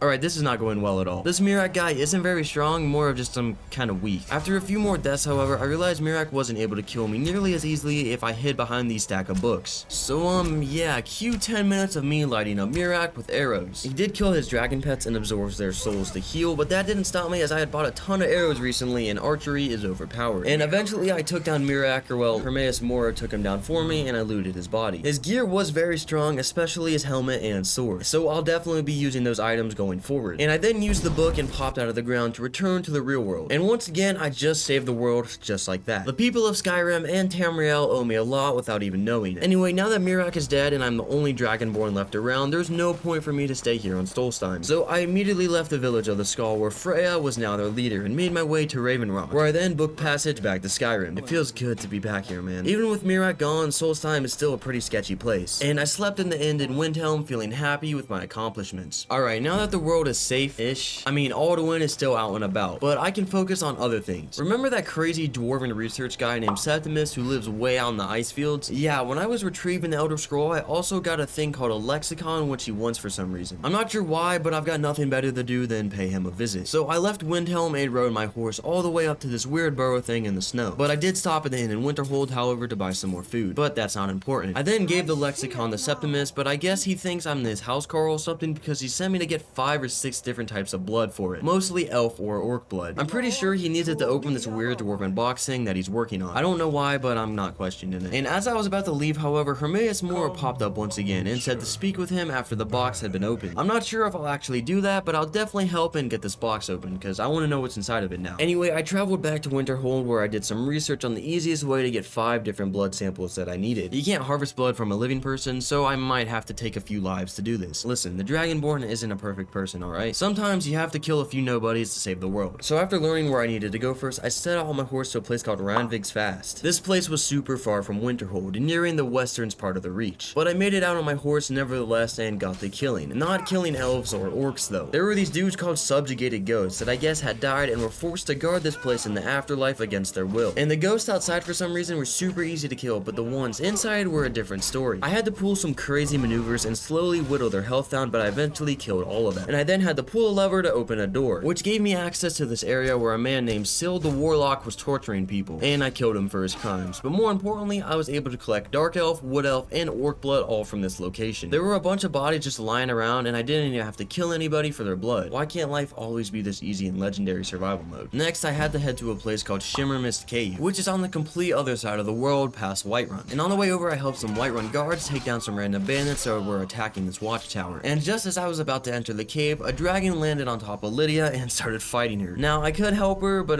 yeah, I'm just gonna go back in this cave over here. I shouldn't need Lydia's help either. Inside the cave, I killed one frostbite spider before turning a corner and seeing a farmer perfectly positioned for me to snipe it with an arrow. And I only managed to get one shot off before it moved, and I snuck behind it and finished it off. Once again, stealth archery for life. And I then harvested the farmer blood and left the cave. I now only need one more type of blood, but I couldn't tell you what it is. All I know is that I need to raid some fort and kill some people for it. But Lydia is still currently fighting the dragon I left outside the cave. So I had to spend the next 10 minutes helping her because the higher level I get, the higher level the dragons get. Once the dragon was finally dead, I devoured its soul and ran just up the hill to a place called Felglow Keep, where I can find high elf blood. Yup, I remembered that I can look into my quest log and see what blood I need. But you wanna know what's crazy? I spent over 30 minutes in here, battling super powerful mages and conjurers, and I didn't even find any high elves. And I was also getting my butt handed to me. And remember that one pyromancer where I got that sanguine rose? Yeah, basically every person in here was as strong as her. So I eventually did some more research and left the keep to find an easier way to get high elf blood. It's definitely not one of my proudest moments, but I was going insane in that keep. I ran through the fields back over near Whiterun to a place called the Halted Stream Camp. This is a bandit camp that I'm pretty sure is usually intended to be raided at the early point in the playthrough, but I'm here now. Anyway, me and Lydia killed all the bandits, which weren't super fun because legendary mode plus them being high level. But after clearing out the camp, I made my way into the little cave that they had and outside the other way, where there was a high elf blood literally just laying dead waiting for me. I should have done more research just to begin with to save myself from the insane migraine that was Felglow Keep. I hope I never have to go back there. But before going back to Septimus, I decided to pay a visit to Whiterun. You see, I had just looted the bandit camp as well, and I now have over 5,000 gold. So I think it's finally time that I get myself a house. So I entered Dragon's Reach and talked to this Provence and Vacini, I don't know how to say his name, and I finally purchased the house. The estate is called Breezeholm, but it's not much of an estate. It's really dirty and doesn't have much going on inside. But it has a chest which I dumped most of my useless items into, and a bed where I slept for the night. Day 61, I left Lydia at home. It was weird actually saying that now, but I'm a homeowner. Anyway, Lydia and I have been fighting together for a long time now. Around 50 days. Ever since I accidentally killed Feindal, but I still remember him, don't worry. Anyway, Lydia isn't the strongest anymore, so I've decided that I want a new companion. But not some random Joe Schmo off the street. I wanted Freya of the Skull People to join me. She's very strong with her heavy armor, and she puts out a decent amount of damage. The problem is Freya lives back on Solstheim, but that won't stop me. So I left Whiterun and used used a carriage to get to Windhelm, where I then booked the passage to Solstheim. This place is a lot safer than it used to be, but I still feel far from safe here. But after arriving at Raven Rock, I ran back across the island to the Skull Village, where I popped the question to Freya. I am sorry, but I must refuse. I am grateful for your help, but my place is here, with my people. Yeah, basically she said no and slapped me. I was devastated to say the least. I was already envisioning me and Freya fighting side by side in caves, but I guess I'll just have to go crawling back to Lydia. Just kidding, I figured out if I level up my speech skill a few levels to level 25, I should be able to convince Freya to join me. And since I'm an absolute Riz Master, I know I can get my speech skills up fast. But I'm gonna have to go back to Skyrim to do that first. I took an overnight carriage ride to Dawnstar. Now you might all be asking, why? Now that is a completely valid question, and I'll tell you my reason for why I'm here. Exploitation. I've gotta get some rest first though. Carriage rides are really draining. Anyway, I'll tell you the plan while I wait for hours on end in game. I only need to level up my speech skill a few levels, so the best way I found of doing that is to buy and sell my items from vendors. The perfect Khajiit caravan has arrived. You see, Bethesda, the creators of Skyrim, are notorious for not fixing glitches that have been in the game for years. Well, this isn't exactly a glitch, but the video I learned this method from is over 10 years old. Anyway, I sold some of my valuables to the Khajiit lady to upgrade my speech skill a little bit, and I then proceeded to waddle over to the other side of Dawnstar by the mine and walk over to this little corner, and I then accessed a chest that was beneath the floor and got all my items back. You see, this chest is the inventory of the Khajiit vendor, so I can buy and sell whatever items I have or want to her, and then walk back over here and get them back, and level up my speech skill at the same time. Sure, this might be a little cheap, but come on man, a man's gotta do what he's gotta do. Anyway, I proceeded to repeat this process for about 10 minutes until my speech skill hit level 25, and I should now be able to riz up Freya into becoming my full-time follower and meat shield. So I then grabbed my items from the chest for a final time, and warmed up in the inn as I had a little journey ahead in the elements in front of me. I really just had to run back over to Solitude to catch a carriage, but it was super cold, okay? Back in Windhelm on day 63. Just kidding, now I'm back in Solstheim. That's how traveling works in this game. You kinda just teleport through a loading screen. And I'm now in the Wretched Netch because traveling is super tiring. So after getting some shut-eye, I ran back over to the Skull Village where Freya was awaiting my arrival. And I popped the same exact question to her, and her answer was much more to my liking this time. You're right. I suppose the others can get by without me for a while. Very well.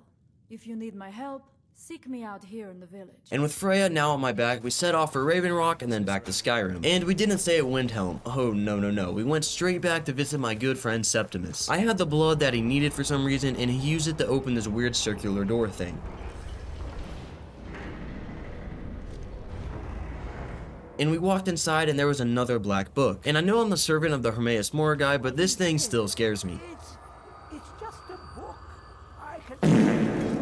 Yeah, that's one of the reasons why I'm scared of these things. Anyway, I took the book and jumped over the Septimus guy's remains. But as I went to leave, Hermaeus Mora was waiting for me, but he didn't say much. He just said the book was kept from the world for hundreds of years and now it's in my hands, and then he just disappeared. Alright, well, that was weird. But so was this whole game, I guess. Now, I didn't really know what to do since I was kind of just left in the dark about what just happened. But moving on, you know it's something that I've always wanted to do? Become a mage. I've only been using melee weapons for this whole time and using basic magic spells to keep me alive. So I'd like to learn more about magic in general, and good thing I'm right next to the College of Winterhold. So with my new thirst for knowledge, I ran back across the ice flats on my horse back up to the college to talk to this lady named Mirabelle. She gave me some basic mage apparel and then showed me to my quarters. This place is definitely way nicer than my house in Whiterun, but I still think I like my own place better. And after that, I was sent to the main hall to find a man called Tolfthir who was addressing the other new recruits. I met the dude who was talking to the new recruits on day 64, and he taught me the lesser ward spell that is some kind of magic shield, I assume, considering that he threw a fireball at me while I was using the spell and I didn't take any damage. And now for some reason, me and the rest of the new college students are being sent to some old ruins the college is excavating. I guess we're gonna learn there or something. But with my past experience in this world so far, there are definitely gonna be some Draugr that aren't gonna be fun to fight in there. So I waited some time in game first, however, so I can meet the teacher and the rest of the college students out there. And the ruins are in the middle of quite possibly the coldest part of Skyrim, so I can't stand out there and wait too long. Once I was certain that all the other people were at the excavation site, me and Freya finally ran out there. Once inside, Tolfthir sent me to find a man named Arniel Gain, while the rest of the group was off doing something pretty easy probably. I already know that I got the short end of the stick. The Arniel guy told me that I needed to find 4 magical artifacts that were scattered around the place. And I first picked up this ring, then this amulet. But that triggered something where these metal rods came down and trapped me inside. No one knew how this had happened, but I managed to use a destruction spell to knock down a weak piece of wall and then try to escape. And me and Tolfthir met back up and decided to venture deeper in to see what was behind the door or wall thing. But as soon as we entered the first room, some ghost guy just appeared out of nowhere and began talking to me.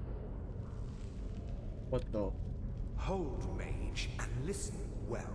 The ghost said I was receiving a warning from the group called the Sigic Order. Apparently some chain of events that has no way of stopping have just been unraveled, and now it's up to me to stop it. I swear that's the story of my life here. Anyway, I told Torfdir about what I saw, and he agreed that we needed to venture deeper into this place to figure out what's going on. But as soon as we started to do that, of course, Draugr attacked. Luckily, there were 2 of us, and only 2 since Freya couldn't enter the excavation site for some reason. Most likely because the game wants me to be alone. And just as we killed the next Draugr, that's when Torfdir said that it's time for me to go ahead alone. He needed to tell the others of what was happening. Great. Now I'm all alone in a crypt full of Draugrs for the first time. I've had a companion with me every other time. Well, it's good I have insane sneak skill. Yep, that's right, I snuck past every single other Draugr. I even had to do a few puzzles to open doors, but that was no problem. The only place where I even had a lick of trouble was where there was a Draugr Deathlord that was standing right next to the door. And behind the door there was some weird enchantment on the floor where if you got too close to it, it would basically explode. How are you supposed to get past that? I eventually figured out you can set them off from a range using destruction spells. So I then had to solve another puzzle or 2 and pull a lever. Then boom, magic glowing orb of destruction. I think. I'm not really sure what it actually is. But what I do know is that there's some dead Draugr dude named Jirik Galderson who I promptly put down with some crazy stealth archer skills. And during the time I was fighting it, Torfdir had somehow caught up with me and deactivated the orb somehow. He had no idea what it was but sent me to talk to the Archmage of the college. And the Archmage is basically like the leader, or the strongest mage I believe. So I looted the dungeon a little bit more and found a word of power before running back to the college. I'm feeling like nothing more than an errand boy right now. And I did make a pit stop in the Winterhold Inn, however, to get some sleep. But after that nap, I made my way back to the college and told the Archmage of our discovery. Well, my discovery, really. They better put in the history book that all the credit goes to me for finding this. So after informing the Archmage that he needed to go check it out, I was sent to talk to the orc dude where I'd gotten the books on the Elder Scrolls from a while back. He said that he didn't have any more books that could help me since someone stole them and ran off to a place called Felglow Keep. That name sounds familiar. Oh wait, that's the place where I got actually bullied by all those evil mages and they were so strong. And I said that I never wanted to go back there, but it looks like I don't have a choice now. But before I left to set out to the Felglow Keep place, an elf man named Ancano came up to me and asked about the discovery. He was very inquisitive, but didn't say much about his reasons. Torfdir is still in Sarthorn, is he? I shall be expecting a full report from him when he returns. Anyway, I don't have time to be distracted though. I have to go fight my way through literal hell in a keep. And me and Freya arrived at the keep a few minutes before the end of day 64. And we began the torturous process of clearing out all the bad mages inside. Oh, Freya, move! Day 65, me and Freya were still going to town in this keep. And by that I mean we were getting our butts handed to us. But after about 15 minutes of fighting and killing, we finally made our way to the Felglow Keep ritual chamber. There was this person called the Caller, who I'm assuming is the mage who ditched the college and stole the books. And we had to kill her as she was guarding these books with her life. And that was a lot easier said than done because she was not dying. But she eventually fell to my blade and I picked up the 3 books and left the keep to return them to the college. And I ran all the way back on horse as it was the most time effective. And just before I returned the books back to the college, I caught some Z's in the Winterhold Inn. Anyway, when I entered the college, I saw that the mages had somehow brought the weird glowing orb back. I have no idea how they did it because it definitely won't fit through the door, but I'm not gonna question it. I gave the books back to the orc man and he told me to go talk to Torfdir. He didn't say too much, but the elf man that I was sussed out about earlier, Ancano, came back up to me and started yapping. He said there was a man from the Sigic Order in the Archmage's quarter waiting for me, so I guess I gotta go up to talk to him now. But once I got up there, I realized it was the same ghostly man that I talked to back in the ruins. He somehow made it so time basically stopped and he could only talk to me. And to cut it short, he basically told me to find the Augur of Dunlane. Now, I'm not sure if this is a person or a thing, but I have to find it, or them. But for this quest, there's no giant arrow telling you exactly where to go. You have to actually look around the place and explore it to find where you need to go. So in other words, I looked up on YouTube exactly where I needed to go. I first had to go through the Hall of Countenance and then some weird ice-type prison place. This is all inside the college, by the way. And I then nearly died to an ice wraith and then had to kill a random skeleton. But I finally found the room where the Augur of Dunlane was, and it was another giant orb. So once again, I'm not sure if it's an it or a who, but the glowing orb told me that the Thalmor man in the college is gonna meet his end. I'm assuming it's the Ancano dude since he's been giving off really bad vibes this whole time. And the orb also knew about the orb in the college, and that was called the Eye of Magnus. And I needed the Staff of Magnus if I wanted to. Well, I don't know what I need it for, but all I know is that I need it. Lastly, the orb told me to speak to the Archmage to learn more. So I told the Archmage of what I had learned, and he sent me to talk to a lady named Mirabelle since she had brought it up recently. Feels like I'm playing Messenger Boy or something, anything, but I'm just trying to find out where the staff is. But the only thing Mirabelle knew is that the ruins of Mustaf or something like that are related to the staff's location. I mean, it might not even be there, but I gotta go there since that's my only lead. And it's down in the southeastern part of the map, so I spent the rest of the day traveling on horseback. Day 66 and I found the ruins, and of course they're Dwemer ruins. So of course there are gonna be robots, Falmer, and other hellish things inside. So I'll give you the short story. Me, Freya, and my Dromora fought our way through the next 50 minutes, killing literally everything in sight. There are also these giant bugs called Chorus, and they were super tough. Yeah, they weren't fun to fight. Anyway, after killing a Dwarven Centurion Master, I opened the door to some weird mage guy on the other side who I thought was somebody else. What have you done with Gavros? Well, that works, I guess. But at this point, I was super confused of what was actually going on. But the mage told me that I need to get a crystal so we can use this oculory thing. And what's an oculory, you might be asking? No idea! But I got the crystal and activated it. And I then had to use different spells to focus the oculory until it projected a map of Tamriel. And the map showed me 2 places on Tamriel where great magical power was occurring. One being in Winterhold where the Eye of Magnus is, and the other where the Staff of Magnus should be located. The Sin and Mage says it was a place called Labyrinthian. It honestly doesn't sound like the friendliest of places if I'm being honest. Anyway, I've got all the information I needed, so I'm gonna head back to the college and tell the Archmage of what needs to happen. But as I was leaving, however, the Psijic dude showed back up again, but basically just said that I'm doing a good job. A little reassurance every now and again goes a long way. Even the Dragonborn needs some. Anyway, I left the ruins and rode my horse back to Kynesgrove Inn where I stayed for the night. I rode my horse the rest of the way back to college in the very early morning of day 67. And when I entered the Hall of Elements, however, something was not right. Apparently, Ancano was doing something with the Eye of Magnus, which was making it put up a defensive barrier.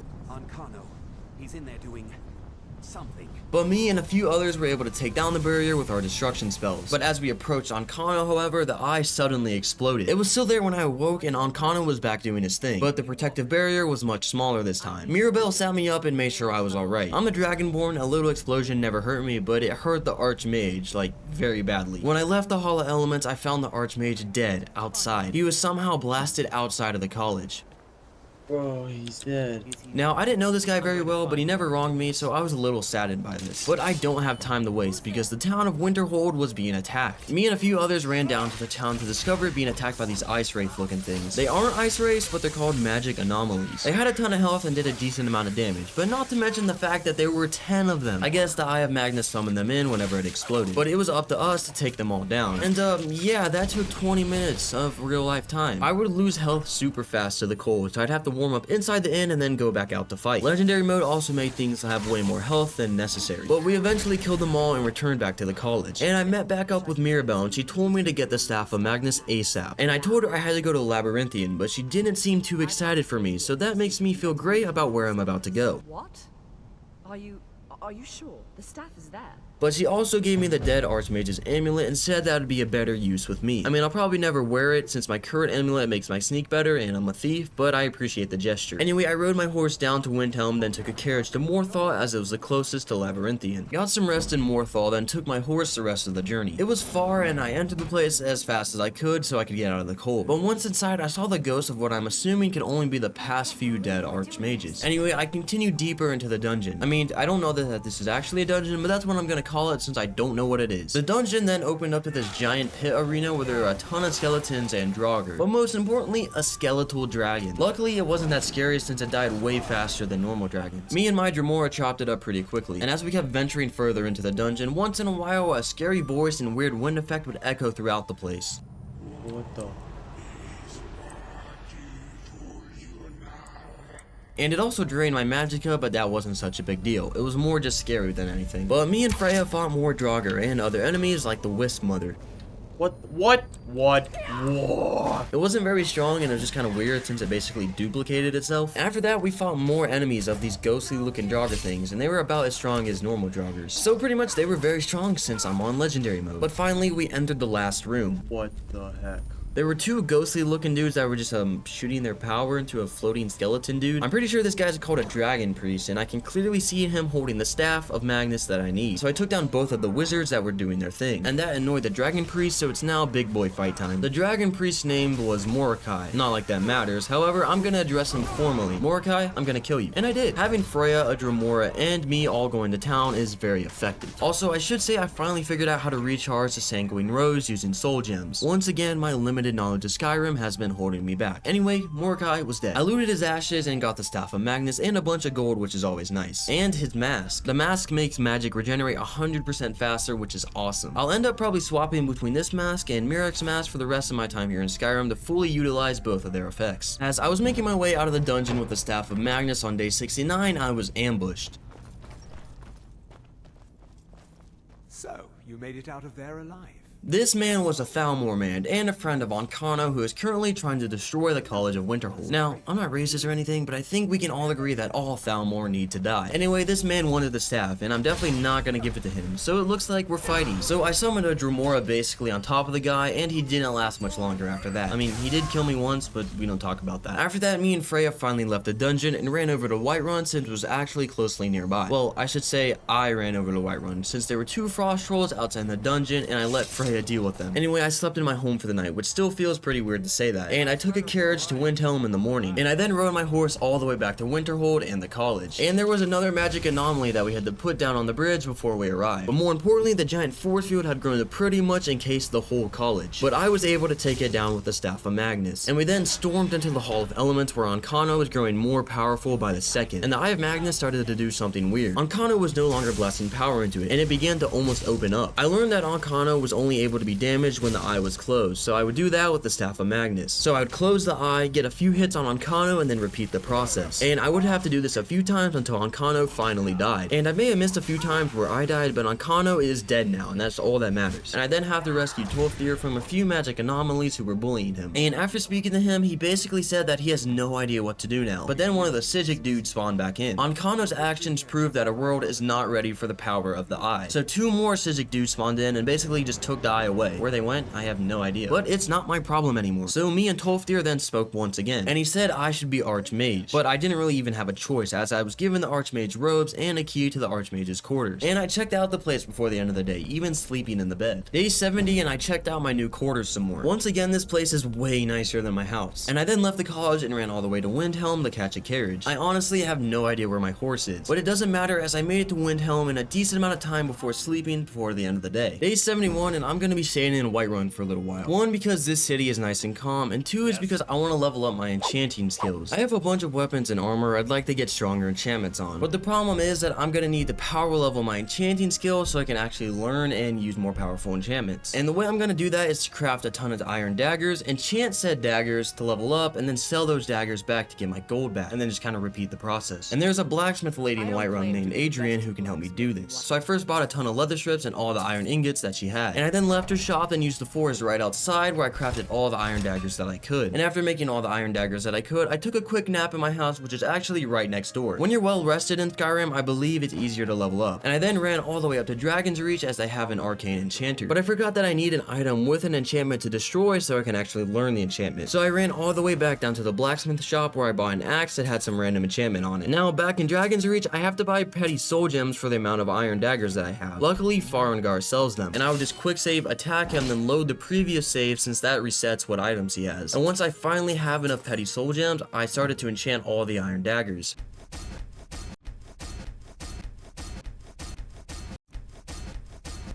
And after enchanting all the daggers, I got my enchanting level up to level 35. Now that isn't bad, but this is definitely gonna take a while if I want to get to level 100. So anyway, I then ran back down to the blacksmith shop in Whiterun and sold all the now enchanted daggers back to Adrian. The problem is though, I didn't get near the amount of gold that I started with. So every time I'm gonna do this, I lose money. And the tutorial I watched said I should always get the same amount of money back, so I'm probably doing something wrong, I'm just not sure what. Anyway, I decided to just roll with it and bought some more resources to make some more daggers once again. Day 72, rinse and repeat. You know how this goes. Buy soul gems, enchant daggers, sell the daggers. So my enchanting is up to level 43, which isn't bad. But the problem is that I'm pretty much all out of gold. So basically, I need gold to continue leveling up my enchanting because it's working. But I'm definitely not doing it right. Anyway, I took a carriage back to Windhelm and then sailed to Solstheim. I was here because I heard a certain quest involving pirates gives you a ton of gold. And since I'm in dire need of gold right now, that sounds awesome to me. So I first slept in the wretched nest to make sure I was well rested. And I then set off for the other side of the island where I should be able to find some pirate dudes. And I ran past the old Mirak temple and past the village of the Skull to this little piece of land just off the shore. And I had somehow lost Freya and I didn't want to wait for her to catch up. So I first took down one pirate with some good old stealth archery and then used a Dremora to kill the last 2. Once again, don't mind that I got one shot in the middle of fighting. Anyway, once all the pirate dudes were dead, I looked through the captain's body for either a note or a book. I can't remember. But the problem is, he didn't have it. He had some super strong heavy armor, but I used light armor, so it's pretty useless to me. Moving on, I was super confused to why I couldn't find his book or note. It could even be a map. I can't remember at all. But I looked through their entire camp, even going as far to cracking open their loot boxes to look for it, but nothing. I eventually gave up and did some research and found that there was a book that I had to read to start the quest first. A little weird, but alright. If it means I get gold, I'll do it. The problem was the book was back in Raven Rock, so I made the trek back there and found the book inside of the temple. But the problem was when I read it, nothing happened. No quests were being started. So I watched a few more videos until I finally learned that I need to be higher level for the quest to actually start. If my memory serves me correct, level 36. Now, we're nearing the home stretch of this 100 days, so I don't know if I'll actually be able to hit that level before day 100. And I don't know another way to pump up my levels, so I decided to abandon the mission and head back to Skyrim. And once back in Windhelm, I took a carriage to Riften. I remember that I was the leader of the Thieves Guild, and the Thieves Guild's sole purpose is to acquire gold. Day 74, I found Tanalia in the Ragged Flagon and sold her a few items to get my gold count back up to over 1,000. I sold her mostly garnets and different gems that I had been collecting over the past 74 days. And after that, I headed back to Whiterun on a carriage. And once there, I slept for a long time. And that's literally all I did on day 74. Not sure why this day is so short, but it is. Anyway, day 75, and let's hope I actually do something. I ran back up the Dragon's Reach and back to the Arcane Enchanter. I'm not going to be enchanting any more daggers, don't worry. I was actually here to destroy and learn the effects of the circlet that makes archery do 30% more damage. This effect is amazing. The problem is the circlet provides no armor. So I'd like to put this enchantment on a piece of armor so I don't have to keep switching back and forth. It's a small annoyance, but I'm the Dragonborn and my quality of life should be half decent. So I destroyed the circlet to unlearn the enchantment. But then I actually had to go back down to the bottom of Whiterun to buy the resources and craft an iron helmet to use it. I somehow didn't have any helmets without enchantments. Anyway, once I had the helmet, I ran all the way back up the Dragon's Reach and bought another petty soul gem from Farengar. And I then actually ended up enchanting a necklace instead, but it only came out with making bows do 1% more damage. I have no idea what I did or what I was doing wrong, but someone please let me know in the comments. I just destroyed an item that made bows even more powerful for basically no reason. And I'm not gonna lie, I kinda lost the will to live there. Anyway, after that demoralizing defeat, I went and sold Bellathor a bunch of things and necklaces to get my gold count back up. They weigh next to nothing, so I had a ton of them for playing so many hours at this point. Day 76, and I'm feeling angry. I've just got scammed by an inanimate object, so I need to project my anger on someone. And I've decided that person is going to be the Stormcloak Rebellion. That's right, I'm finally joining the Imperial Legion. I want to reunite Skyrim with the Empire. So I used the carriage from Whiterun to Solitude, then spoke to one of the Imperial leaders about joining. But before I could say much, she was already sending me off to clear out a nearby fort. Fort Tragstad? Apparently it had been taken over by bandits and they needed it for the war effort. Now, I'm going to let you guys in on a little secret of mine. I love killing bandits, so this should be no problem at all. So I then left Solitude and rode my horse up the mountain to the fort's location. But as I was dismounting my horse, however, I was attacked by these random Thalmor soldiers. Whoa! I had no idea who these guys were or what I did to make them so mad, but they needed to die. And it actually took forever for them to die since they were super strong, and it took Freya a while to actually catch up and join the fight. And let's just say I may have died multiple times. But once they were dead, I checked their bodies and found a note. It basically just said to kill me, and they did technically do their job, but I have the power to respawn at my last save, and they don't. Anyway, time to actually raid this fort and take it back for the Imperial Legion so I can join their ranks. There were a few bandits I could see from outside the fort, so I got a few shots off with my bow before we had to fight up close and personal. Most of them were weak and a few were strong, but at the end of the day, they were just bandits. But here are a few highlights of me raiding the fort. Oh, yeah, didn't see that coming, did you now? What? Oh, they're fighting trolls. One guy is fighting a troll. Nice. After shouting the last bandit off the edge, I headed back to Solitude before the end of the day. Day 77, I informed the legate of my success in clearing out the fort, and she was very pleased with my work and sent me over to General Tullis to take the oath and join the Empire. So I then took the oath and I'm now a legionnaire, or a communist. I'm not really sure what they are. Anyway, I talked to the legate about what we had to do next in the war effort, and she said the Stormcloaks were planning to raid some tomb or dungeon to retrieve the Jagged Crown. I'm not entirely sure what that is, but I guess it's a symbol of power over here for the people in Skyrim. But before I go help retrieve that, however, I was sent over to the Imperial Blacksmith to get my Imperial armor. But I already have gear way better than this, so I dropped it as fast as I could. And after that, I rested up in the Winking Skeever before taking a carriage to Whiterun, as it was pretty close to the crypt I had to go to. And I finished the rest of the journey on horseback. And there were a few other Imperial soldiers when I arrived, including Hadvar. If you don't remember him, he was the one that helped me escape Helgen all the way back on day 1. And the Stormcloaks had just gotten here before us, so we drew our blades and charged in the battle. And of course, it was a clean sweep because the Imperials literally have the Dragonborn Dragonborn on their side. Anyway, we entered the crypt and ambushed some more Stormcloak soldiers. And we eventually made our way to the Dragon Claw door, which was super easy to figure out since I'm part dragon. And it also says how to open it on the claw. Anyway, after that, we entered the room where there were a bunch of Draugr Death Lords, and one was wearing the Jagged Crown. However, there were way more of us than them, so it wasn't a tough battle. And once all the Draugr were dead, I grabbed the crown and looted the rest of the place before leaving the crypt. And I then rode my horse back over to Whiterun and caught a carriage back to Solitude before the end of the day. Day 78 was insanely short, mostly because of the long carriage rides and the need to sleep. So I arrived back in Solitude in the very early morning. But before going back to the Imperial War Room, I caught some Z's in the Winking Skeever again. But after that, I delivered the Jagged Crown to the General. Excellent work, soldier.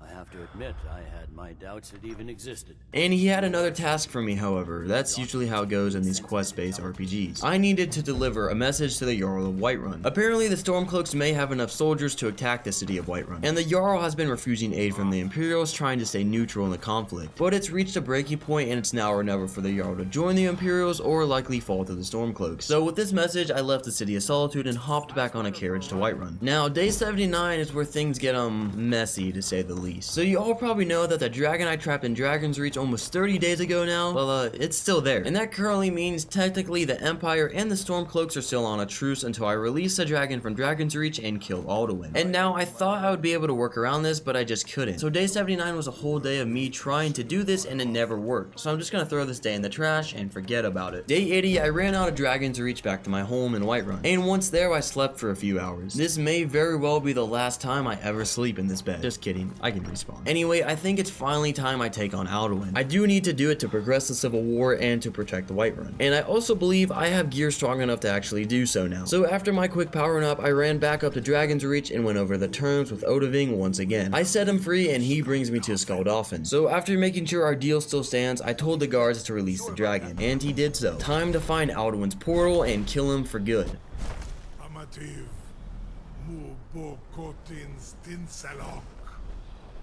And just like that, bang bang, I'm at Skuldolphin. It's crazy what the power of loading screens can do. This is as far as I can take you. I will look for your return. Or Alduin's. Yeah, so Odahviing doesn't seem too confident for me, but I'm here to prove him wrong. Somewhere in that giant monstrosity is the portal to Sovngarde. So I began approaching Skuldolphin, but I was quick to see that there were multiple dragons as well as a ton of Draugrs guarding the place. But I may have myself a trump card, sneaking. I knew leveling up my sneak all those days ago would be useful throughout this entire playthrough. So I kept sneaking my way through the outside of the temple, bobbing and weaving and hiding behind different pillars and walls to avoid detection. And when either a Draugr or a dragon even got a whiff of me, I would backtrack and hide until they lost interest. And using this method, I got into the temple. And I used the exact same strategy once inside. Literally just sneak past everything. Now, Freya obviously couldn't come with me on the back of the dragon, so it's only me in here. And fighting all these Draugr is not an option on Legendary mode. And I even solved the puzzle with complete stealth. But I did eventually reach an area where I had to kill a few spiders. And then a few minutes later, I had to kill a few Draugrs to flick a lever to open a door. But honestly, it wasn't terrible. Mostly because I just spawned the Dremora to do the fighting for me. I really don't want to get stuck in an infinite death loop in here. After that, there was a claw door which I had to kill another Draugr to actually get the claw, then learn the word of power. But after that, I was outside, and there was a dragon priest that had to be killed. So obviously, I spammed down Dremoras, and then yoinked the staff which I placed down to finally enter Sovngarde. Only dead Nordic warrior heroes are supposed to be here after they die. But I'm here to kill Alduin, so my main reason is immediately better than theirs. And there was some other random Stormcloak soldier that approached me on the path deeper into Sovngarde. But he didn't matter, as when I did reach wherever I needed to go, my path was blocked by a man named Sun. I'm probably not saying his name right. Anyway, he was a cool dude besides the fact that I literally had to fight him to gain entrance to the Hall of Valor. And he hit hard. But you know, Dremora trump card. So anyway, I crossed the weird bone bridge and finally entered the Hall of Valor. And once inside the hall, I met up with the 3 ancient warriors that I saw fighting Alduin all those days ago in the Elder Scroll vision. I can't remember what was said, but in the end, it was time to go kill Alduin once and for all.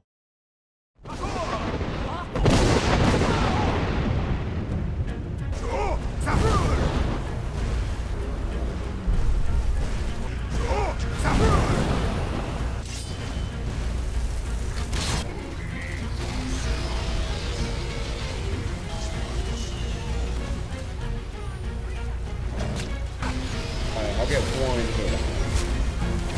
Give me the killing blow. Give me the killing blow.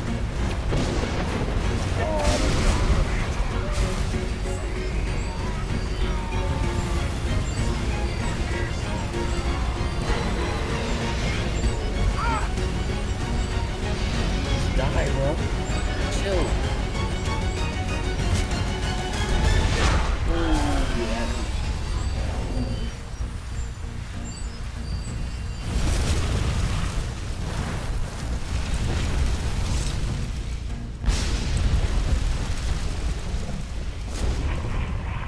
Alduin is no longer. I mean, I didn't contribute much to the battle except for constantly nailing the World Eater with the Dragon Wrench out, but I did get the final blow to erase him from the living. Once again, I have saved Skyrim and the world pretty much. After that, not much was said. However, Son did say once my final days in my world were up, I would be permitted in Sovngarde. I may welcome you again with glad friendship and bid you join the blessed feasting. But for now, it was time for him to send me back to Tamriel. And it was actually pretty cool since he used the shout to send me back. But whenever I woke, I was on the throat of the world surrounded by dragons. Now this can either be my worst nightmare or awesome depending how hungry I am for dragon souls. Anyway, the dragons all shouted something which I'm pretty sure was that I killed Alduin and then began to fly off. But I was able to speak to Parthenax, however. He wasn't super happy that Alduin was dead since him and Alduin were like brothers once. But he knew it was the right thing. No, I am not happy.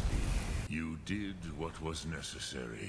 He might have been saying that to save his own butt, since he knows that I can kill basically anything with enough quick saves and Dramoras. After that, I spoke to Odoving, who landed nearby, and said he wouldn't be my full-time servant like a housecarl, but I could shout in the sky when I needed him and he'd come in my time of need. Pretty cool that if I'm ever getting boxed by some bandits, I can literally call a dragon to come save me. Anyway, now that the dragon crisis is dealt with, Skyrim is beginning to return to a peaceful state. However, yeah, that civil war is still going on, so I'm gonna have to sort that out now. So I descended from the throat of the world, making my way down to Riverwood where I slept for the night. And after that, I ran over to Whiterun where the Jarl gave me an axe, and I was to deliver this axe to Ulfric Stormcloak. If he keeps the axe, then the Stormcloaks and Whiterun are at peace. But if he sends the axe back with me, however, the battle is destined to happen. But here I go from killing the literal World Eater to now being a messenger boy. Anyway, you gotta do what you gotta do. The two armies are no longer at peace now that the dragon crisis is dealt with, so I need to deal with this as fast as possible. So anyway, I took the axe and left Whiterun in a carriage to Windhelm, and I ran into the palace in Windhelm and gave the axe to Ulfric. And without thinking, he sent it right back. Yep, I see a lot of killing Stormcloaks in my near future. I took a carriage back to Whiterun and slept in my house for a few hours. I know I'm delivering a message that is gonna determine if hundreds of people will die, but a man's gotta stay well rested. Anyway, I enter Dragon's Reach where there are now a bunch of Imperial soldiers. I don't see the Stormcloaks standing much of a chance against the Whiterun guards, Imperial soldiers, and the Dragonborn, but they were still gonna try. So I was sent down and out of the city to defend it. And boy was I right about killing Stormcloak soldiers, because I killed a lot of these dudes.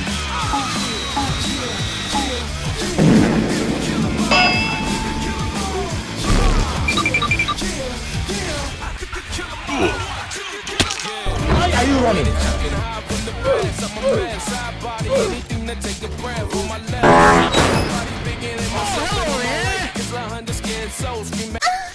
Yep, I just killed a lot of Stormcloak soldiers, and I don't feel bad about it at all. Anyway, the Jarl then gave a speech and said how we're all heroes, but deep down, I already knew that. After that, I rode my horse all the way from Whiterun to Solitude. Yep, you heard me correctly. I rode my horse all the way from Whiterun to Solitude. The carriage obviously wasn't at Whiterun since a full-scale battle had just taken place there, and I needed to get back to Solitude to learn what my next orders were. But once I was finally at Solitude, I spoke to General Tullius, and he told me I was there to help regain the Pale, which was a large part of the land in the northern part of the map. And he also gave me a pretty strong sword before sending me out to the camp where the soldiers were stationed and I would learn exactly what I needed to do. But while I was riding out there, however...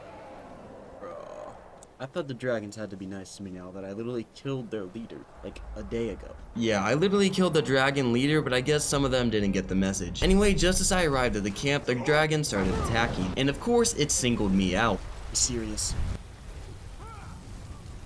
Anyway, the rest of the day was spent fighting the dragon. And it was an ancient dragon, so it had a ton of health and did a ton of damage. Once again, Dramoras are my saving grace. And the dragon even managed to kill all the Imperial troops at the camp. But luckily, more spawn in when you're going to raid a fort or something. Anyway, I devoured its soul for all it had done to me and the troops. Day 83, I slept in the camp and stood by the fire a bit to warm up before getting my orders. I was to find and eliminate a Stormcloak courier who had sensitive Stormcloak plans. And it wasn't hard to find the courier since there was a giant arrow showing me exactly where to go once again. And it just took a little while since I had to ride my horse out there. Anyway, I was led to some inn in the middle of nowhere. I had been here a few times before. Anyway, I asked the innkeeper if he had seen any Stormcloak couriers recently, and he said yes. And after a little bit of intimidation from the Dragonborn, he said the courier was gone but should be back soon. I'll go chase him down, but just after this quick nap, cause I needed to level up. But when I woke up, however, the Stormcloak courier was standing inside the inn almost waiting for me. But she didn't want to give up this document, so me and Freya had to put her down. And we also killed this random other dude who got mad for some reason dragon when I killed her, but he wasn't important. Anyway, I left the inn and rode my horse back to the camp, and I then gave the legate the documents, and she quote-unquote corrected them to throw the Stormcloaks off. Some nearby fort was in need of reinforcements, and well, they're not getting any now. Anyway, after receiving the new forged documents, I rode off to Dawnstar where I had to deliver them, and I delivered the documents, and the poor dude even gave me 5 gold to go get myself a drink before I left. Little does the man know what's coming. I pocketed the gold nevertheless. The Imperial camp was pretty close to Dawnstar, so I rode back in just before the end of the day to get some more orders. That's kind of how this whole Skyrim war thing works. You get orders, do them, and then get more orders. Day 84, I was riding out to join the men nearby attacking a fort, when well, I bet you can guess what I saw. Are we serious? The dragon followed me out to the men in the fort, but I managed to hit it with a dragon wrench out to where both sides were able to hit it, and the dragon died pretty quickly after that. Turns out dragon killing with 2 different armies is pretty effective. Anyway, time to kill some more Stormcloaks. Oh my god. Oh, hell.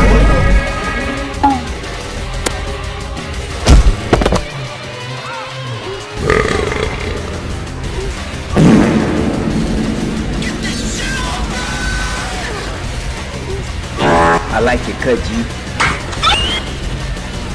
Once the fort was successfully cleared out of all the Stormcloak scum, I rode back to Solitude on my horse to inform General Tullius, and he promoted me to prefect and then gave me an ebony shield to show off my new status. I don't really care for the ebony shield, but I do like moving up the ranks in this Imperial Empire. Anyway, I was then given orders to another Imperial camp, and eventually to regain another hold for the Empire out near Winterhold. But before getting on the road for that, I slept in the Winking Skeever to get myself at 100%, and I ended the day on a carriage out to Dawnstar. Day 85, I rode my horse up the mountain to where the Imperial camp was. The problem was that when I spoke to the legate, I was unable to say reporting for duty, which starts the quest. Well, this is weird. So I looked up the solution to fix this, and it turns out this bug has been in the game for over 10 years as well. It's crazy how many times Skyrim has been re-released with the same bugs. Anyway, I was looking how to fix it so I could actually start the quest, but there were a ton of different solutions and none of them were working for me. Some were like sleep for a few hours and open this guy's inventory and then go talk to the legate, but I couldn't get anything to work for the life of me, and this went on for around 30 minutes. Anyway, I finally ran back down to the city at Dawnstar and proceeded to wait in-game time for days on end until the next season or month started, and for some reason that actually worked. The general and I have a disagreement. Yeah, I was starting to go insane while trying to get that quest to work, so I'm super happy that did actually work. Anyway, my mission was to sneak into Fort Costa, free the Imperial prisoners, then take over the fort. Sounds easy enough. Only problem is that I have no idea where my horse is, so it looks like I'm walking to the fort. So I started the journey as the day was coming to an end, and I stopped in the same inn where I killed the Stormcloak courier a few days ago to get some sleep and food for the night. I made the rest of the journey to the fort in the morning of day 86, and I snuck in through this trapdoor that was conveniently placed outside, and that led me right into the prisons. And there was also a dragon flying around overhead. I hope that doesn't become a problem later. Anyway, once inside the prison, I snuck down below where the Imperial prisoners were being held, and I picked the lock on their cells and they were all free. They then geared up and we ran outside to fight the Stormcloaks and take the fort for the Empire. But the dragon decided to join the fight as well, so I kept hitting it with the dragon wrench out so it couldn't move, and eventually all the Stormcloaks and the dragons fell to our blades. However, only me, Hadvar, and Freya survived the fight. So as scary as it was, I had to leave Hadvar to hold down the fort all alone, while I got back to Solitude as quickly as possible to notify the general to send reinforcements. But Hadvar had saved me in Helgen, so it's time for me to repay him. So I ran down the mountain as fast as I could, arriving at Windhelm before the end of the day, where I took a carriage back to Solitude. Once I arrived in Solitude, I slept in the Winking Skeever once again as I was exhausted from the battle and the long journey. It was very worth it though, as I was promoted to the rank of Legate. It is only fitting that you join the upper echelon. I am hereby elevating you to the rank of Legate. So your boy's getting pretty high up there in the ranks now. And I was also given some ebony armor, which is nice, but once again, I'm a light armor user, so I gave it to Freya instead. Anyway, my new orders were now to go attack an Imperial camp and Falkreath. The Imperials need to take back the city, and I may or may not have been the one to give the Stormcloaks the city when negotiating a truce for the Dragon Crisis, but I had to do what I had to do. So I took a carriage to Falkreath and then ran all the way to the camp to get my orders. And there was also a dragon flying around out there that wanted to fight, but I hit it with a few dragon wrench outs to keep it grounded until I could get enough distance away that it would lose interest. And when I finally arrived at the camp, I was sent halfway across the world to raid some fort on the mountain above Falkreath. Now, it's at this point I realize I'm pretty sure my horse is dead. I have no idea where it is and it hasn't teleported back to me in a while, so I might have to purchase a new one soon to keep travel times down. But for now, I have to walk all the way on foot to the fort. I had to run back through Helgen on day 88 to get to where I needed to be, and I once again got chased out by bandits. Anyway, time to easily take over the fort for the Empire. Okay, I may have lied. This isn't nearly as easy as I thought it would be. There are either a lot more of these Stormcloak soldiers or they're getting tougher. So I decided to pull a little trump card out of my back pocket. Is he gonna come? Yes. Yeah, I know this might be a little overkill, but these Stormcloak soldiers are actually hitting pretty hard. Well, the fort is ours now. All it took was the power and fury of a literal dragon. Anyway, now that the fort is secured for the Empire, I have to go all the way back to Solitude to inform General Tullius. So the path back to Solitude took me through Riverwood, where I slept in the Sleeping Giant Inn, and then to Whiterun, where I finally caught a carriage to Solitude. And I informed General Tullius of our victory for the Empire. And I'm now being sent off to regain the Reach for the Empire. I mean, I was the one who gave Markarth to the Stormcloak, so I guess I'm gonna have to right my wrongs once again. Anyway, I took a carriage through the night to Markarth. So I arrived in Markarth on day 89, and once again my horse was nowhere to be found. Yeah, my horse is definitely dead. So I found the horseman and bought another horse for 1,000 gold. And I may have gotten a little bit spendy because I also bought a war dog. Looking back now, I kinda wish I hadn't bought this dog because I'm gonna be super sad if it dies. Anyway, I jumped on the back of my new horse and rode off to the Imperial camp. And when I arrived, the whole camp was fighting a cave bear for some reason. Not really sure how a cave bear got out here, but whatever. Anyway, after that I got my orders, and they were to once again join a group of men to take back a fort in the Reach. I feel like I've done this a million times by now, but whatever, what choice do I have? I do feel like we're finally getting close to actually being able to march on Windhelm and finally take down the Stormcloaks for good though. And raiding this fort just puts us one step closer.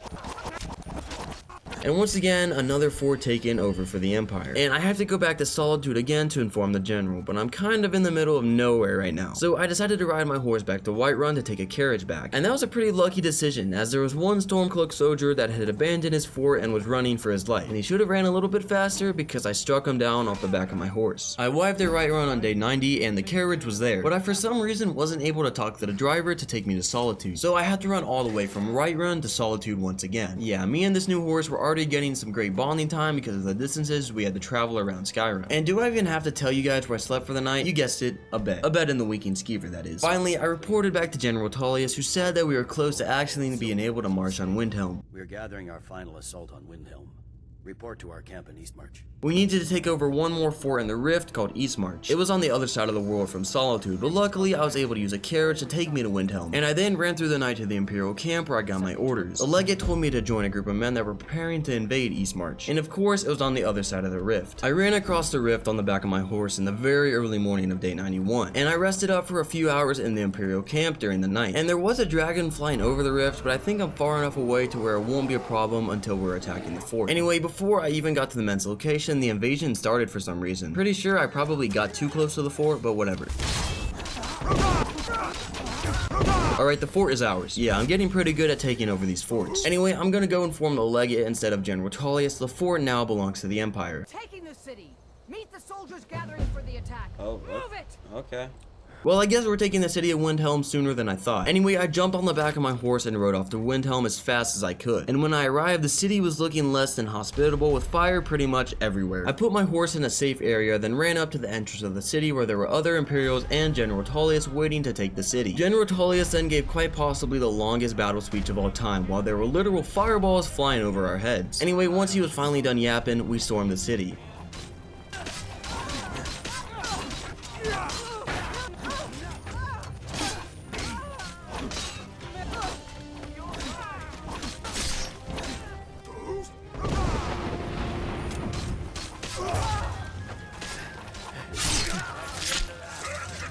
We stormed our way through the city streets, killing every Stormcloak in sight. Multiple streets were blocked off with debris, but we were eventually able to make our way into the Palace of Kings. Me, Tullius, and the Legate all entered where Ulfric and his right-hand man were. Nothing super important were said besides the fact that it was time to kill these rebels. I took down Ulfric's right-hand man, and then we surrounded Ulfric in his final moments. And I was actually given the honor of being the one to be able to kill Ulfric. And I did so with the blade that Tullius gave me.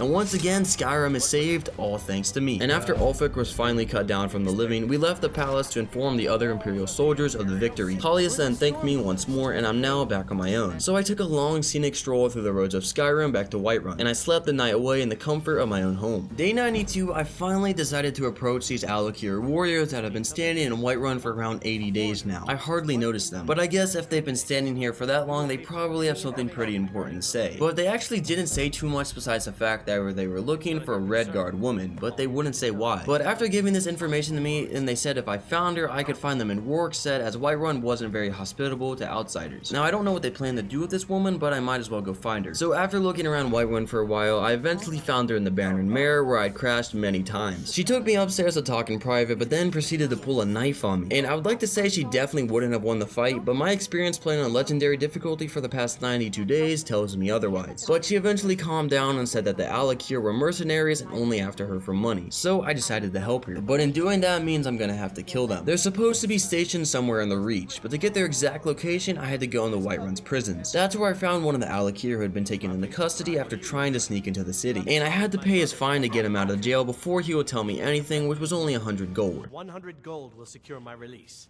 Done. Convince him to stay out of the city while you're at it. And I got all the information I needed after that. The Alakir leader was a man named Kamatu, and he was hiding out west of Whiterun in a cave called Swindler's Den. So I left the prisons, and then Whiterun as a whole to journey to the cave. And as I was approaching the cave, there was a bandit and a dragon outside, so I ended up running all the way to Rorikstead. I'm not trying to fight both of these dudes today, so that's tomorrow's problem. I left Rorikstead on day 93 because I had to go into that cave. The problem was that there was now a saber cat blocking the path to the cave. I managed to kill the saber cat and make it through the second time around, don't worry. Once inside the cave, there were 2 bandits right at the entrance. He hit my dog. No! And we managed to kill both of the bandits, but I was really worried about my dog dying. Now, I know I bought him as a war dog whose sole purpose is to follow you around and fight for you, but I really don't want him to die. So after the 2 bandits were killed, I sent the dog home. Me and Freya will be able to take on this cave, no problem. Anyway, we kept fighting our way through the cave, and there were multiple strong bandits, but it's nothing me, Freya, and my Dremora couldn't handle. And I eventually came to this little water area with a waterfall. And when I walked through, there were these Alakir warriors that I was looking for. I was hired to kill them, but I decided to hear them out and talk to them, and they shared their side of the story. Basically, the Red Guard woman who I found in the Bannered Mare had lied to me. She said these dudes were assassins that were after her to kill her, but the Alakir stated that she had betrayed her city and sold them out back in Hammerfell. They simply want to take her back so she can pay for her crimes, which is likely death. But this story is sounding pretty familiar to what just happened with the Imperials and Stormcloaks. So since she betrayed her city, I'm gonna betray her and give her to the Alakir warriors. So I now have to bring her outside of Whiterun by the stables to where the Alakir can get the jump on her, and that's exactly what I did. I left the cave and ran back to Whiterun where I slept in my home, and I then brought her down to the stables saying that she needed to leave the city right now. After all this, I have to pick up and leave again? If you really think this is the only way, I trust you. And then the Alakir then used a paralysis spell on her and gave me part of the reward for finding her. Ooh, that was worth it. Day 94, and you remember that murder I witnessed when I first entered the city of Markarth all those days ago? Yeah, well, I've decided to finally look into that, but not before sleeping in the Silverblood Inn first. I then had to go into a place called the Warrens. Not a very nice place to live, I'll tell you that. Anyway, I found some evidence from a person named Wayland, which I found in a chest in their room. And the note suggested that someone else told Wayland to commit that murder in Markarth. As I left the Warrens, however, a man named Dryston came up to me and started throwing hands. I guess someone knew that I was being nosy in their murder business, and they sent him to teach me a lesson. But after beating him into a pulp, he told me that he was sent by a man named Nepos, which coincidentally also lines up with the letter that initialed the murder note. So I ventured throughout Markarth and eventually found Nepos' house. He said that someone else was giving out orders, but he was only the distributor over them. But it seems that he regretted his decision of talking, as him and the rest of the people in the house tried to take us down, but they didn't last long. I then found evidence of a person in the Silverblood Inn, but as I was leaving, I was approached by a guard. He basically just threatened me and just told me to quit being nosy and stuff. But yeah, that's not gonna work for me. So I immediately found a man called Thonar, who I questioned after seeing his name in a journal that I found for evidence. And as I was talking to him, more killing happened for some reason in the front room. But after all of them were put to rest, I talked to Thonar once again, who said the man behind the murders was a man named Madanak in the mines of Markarth. He was part of the Forsworn. I'm not much a fan of the Forsworn, but whatever. I went back down to the man who first got me into this mess, but I found him dead and a guard waiting for me. They were trying to cover this whole thing up while we were trying to expose this all. I didn't want to go to jail, so we started fighting, and after killing a few guards, I made a run for it. But it seems everyone had turned on me. I tried making it out of the city, but I was caught and had to be taken to prison. But the prisons aren't normal prisons here in Markarth. It's basically a mine where nobody ever escapes. So I entered the prison and spoke to a man named Urekin. I asked him where this Madanak guy is, but he said I have no way of seeing him unless I can get past his bodyguard, Borkul the Beast. Being the Dragonborn, however, I wasn't scared and went right up to him. I asked to see Madanak, but the only way he'd let me do that is if I got him a shiv. A shiv is some sort of knife they have down here. So I had to talk to to a few more dudes in the mine and arranged a few deals, but I eventually got the Orcus shiv and was allowed to pass. But it turns out this Madanak wasn't a horrible guy, and I told him I wanted my freedom, but he said that he only helped me if I passed a test of loyalty, killing another prisoner. And I was given a shiv and I did it right away. Having good sneak made the guy die instantly. Anyway, after killing the poor dude that gave me the shiv, I went back to Madanak and said that it's been done. And he said that it's time to escape this place, so we called a meeting with the rest of the prisoners and told them the plan of escape. Apparently, they have been digging a tunnel into the ruins under Markarth and they're just now telling us this. Anyway, we escaped through the tunnels and I was given all my gear back by an outside contact. And I then rushed outside of the city while the Forsworn were fighting and I immediately took a carriage to Whiterun. I don't plan on going back to Markarth ever again. And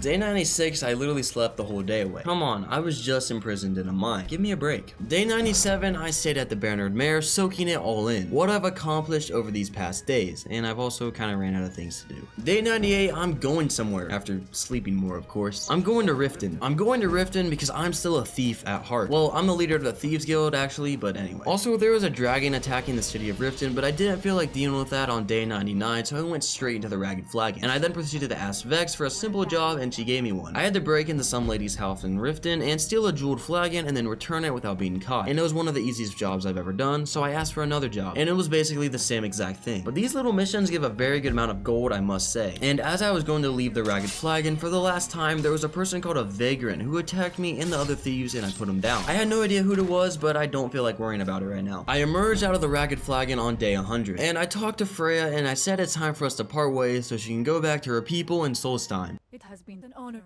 Skal friend. And I then left Riften and rode a carriage back to Whiterun as it's where I live and it's my favorite city in Skyrim. I then entered the Bernard Mare and bought all the mead and wine I could. And I then sat down and watched the fire while listening to the live music. And I then proceeded to get blackout drunk with all the wine and mead. What a way to end this 100 days in Skyrim Legendary Survival. It definitely wasn't easy, but it was awesome to do something new and I hope you guys enjoyed it.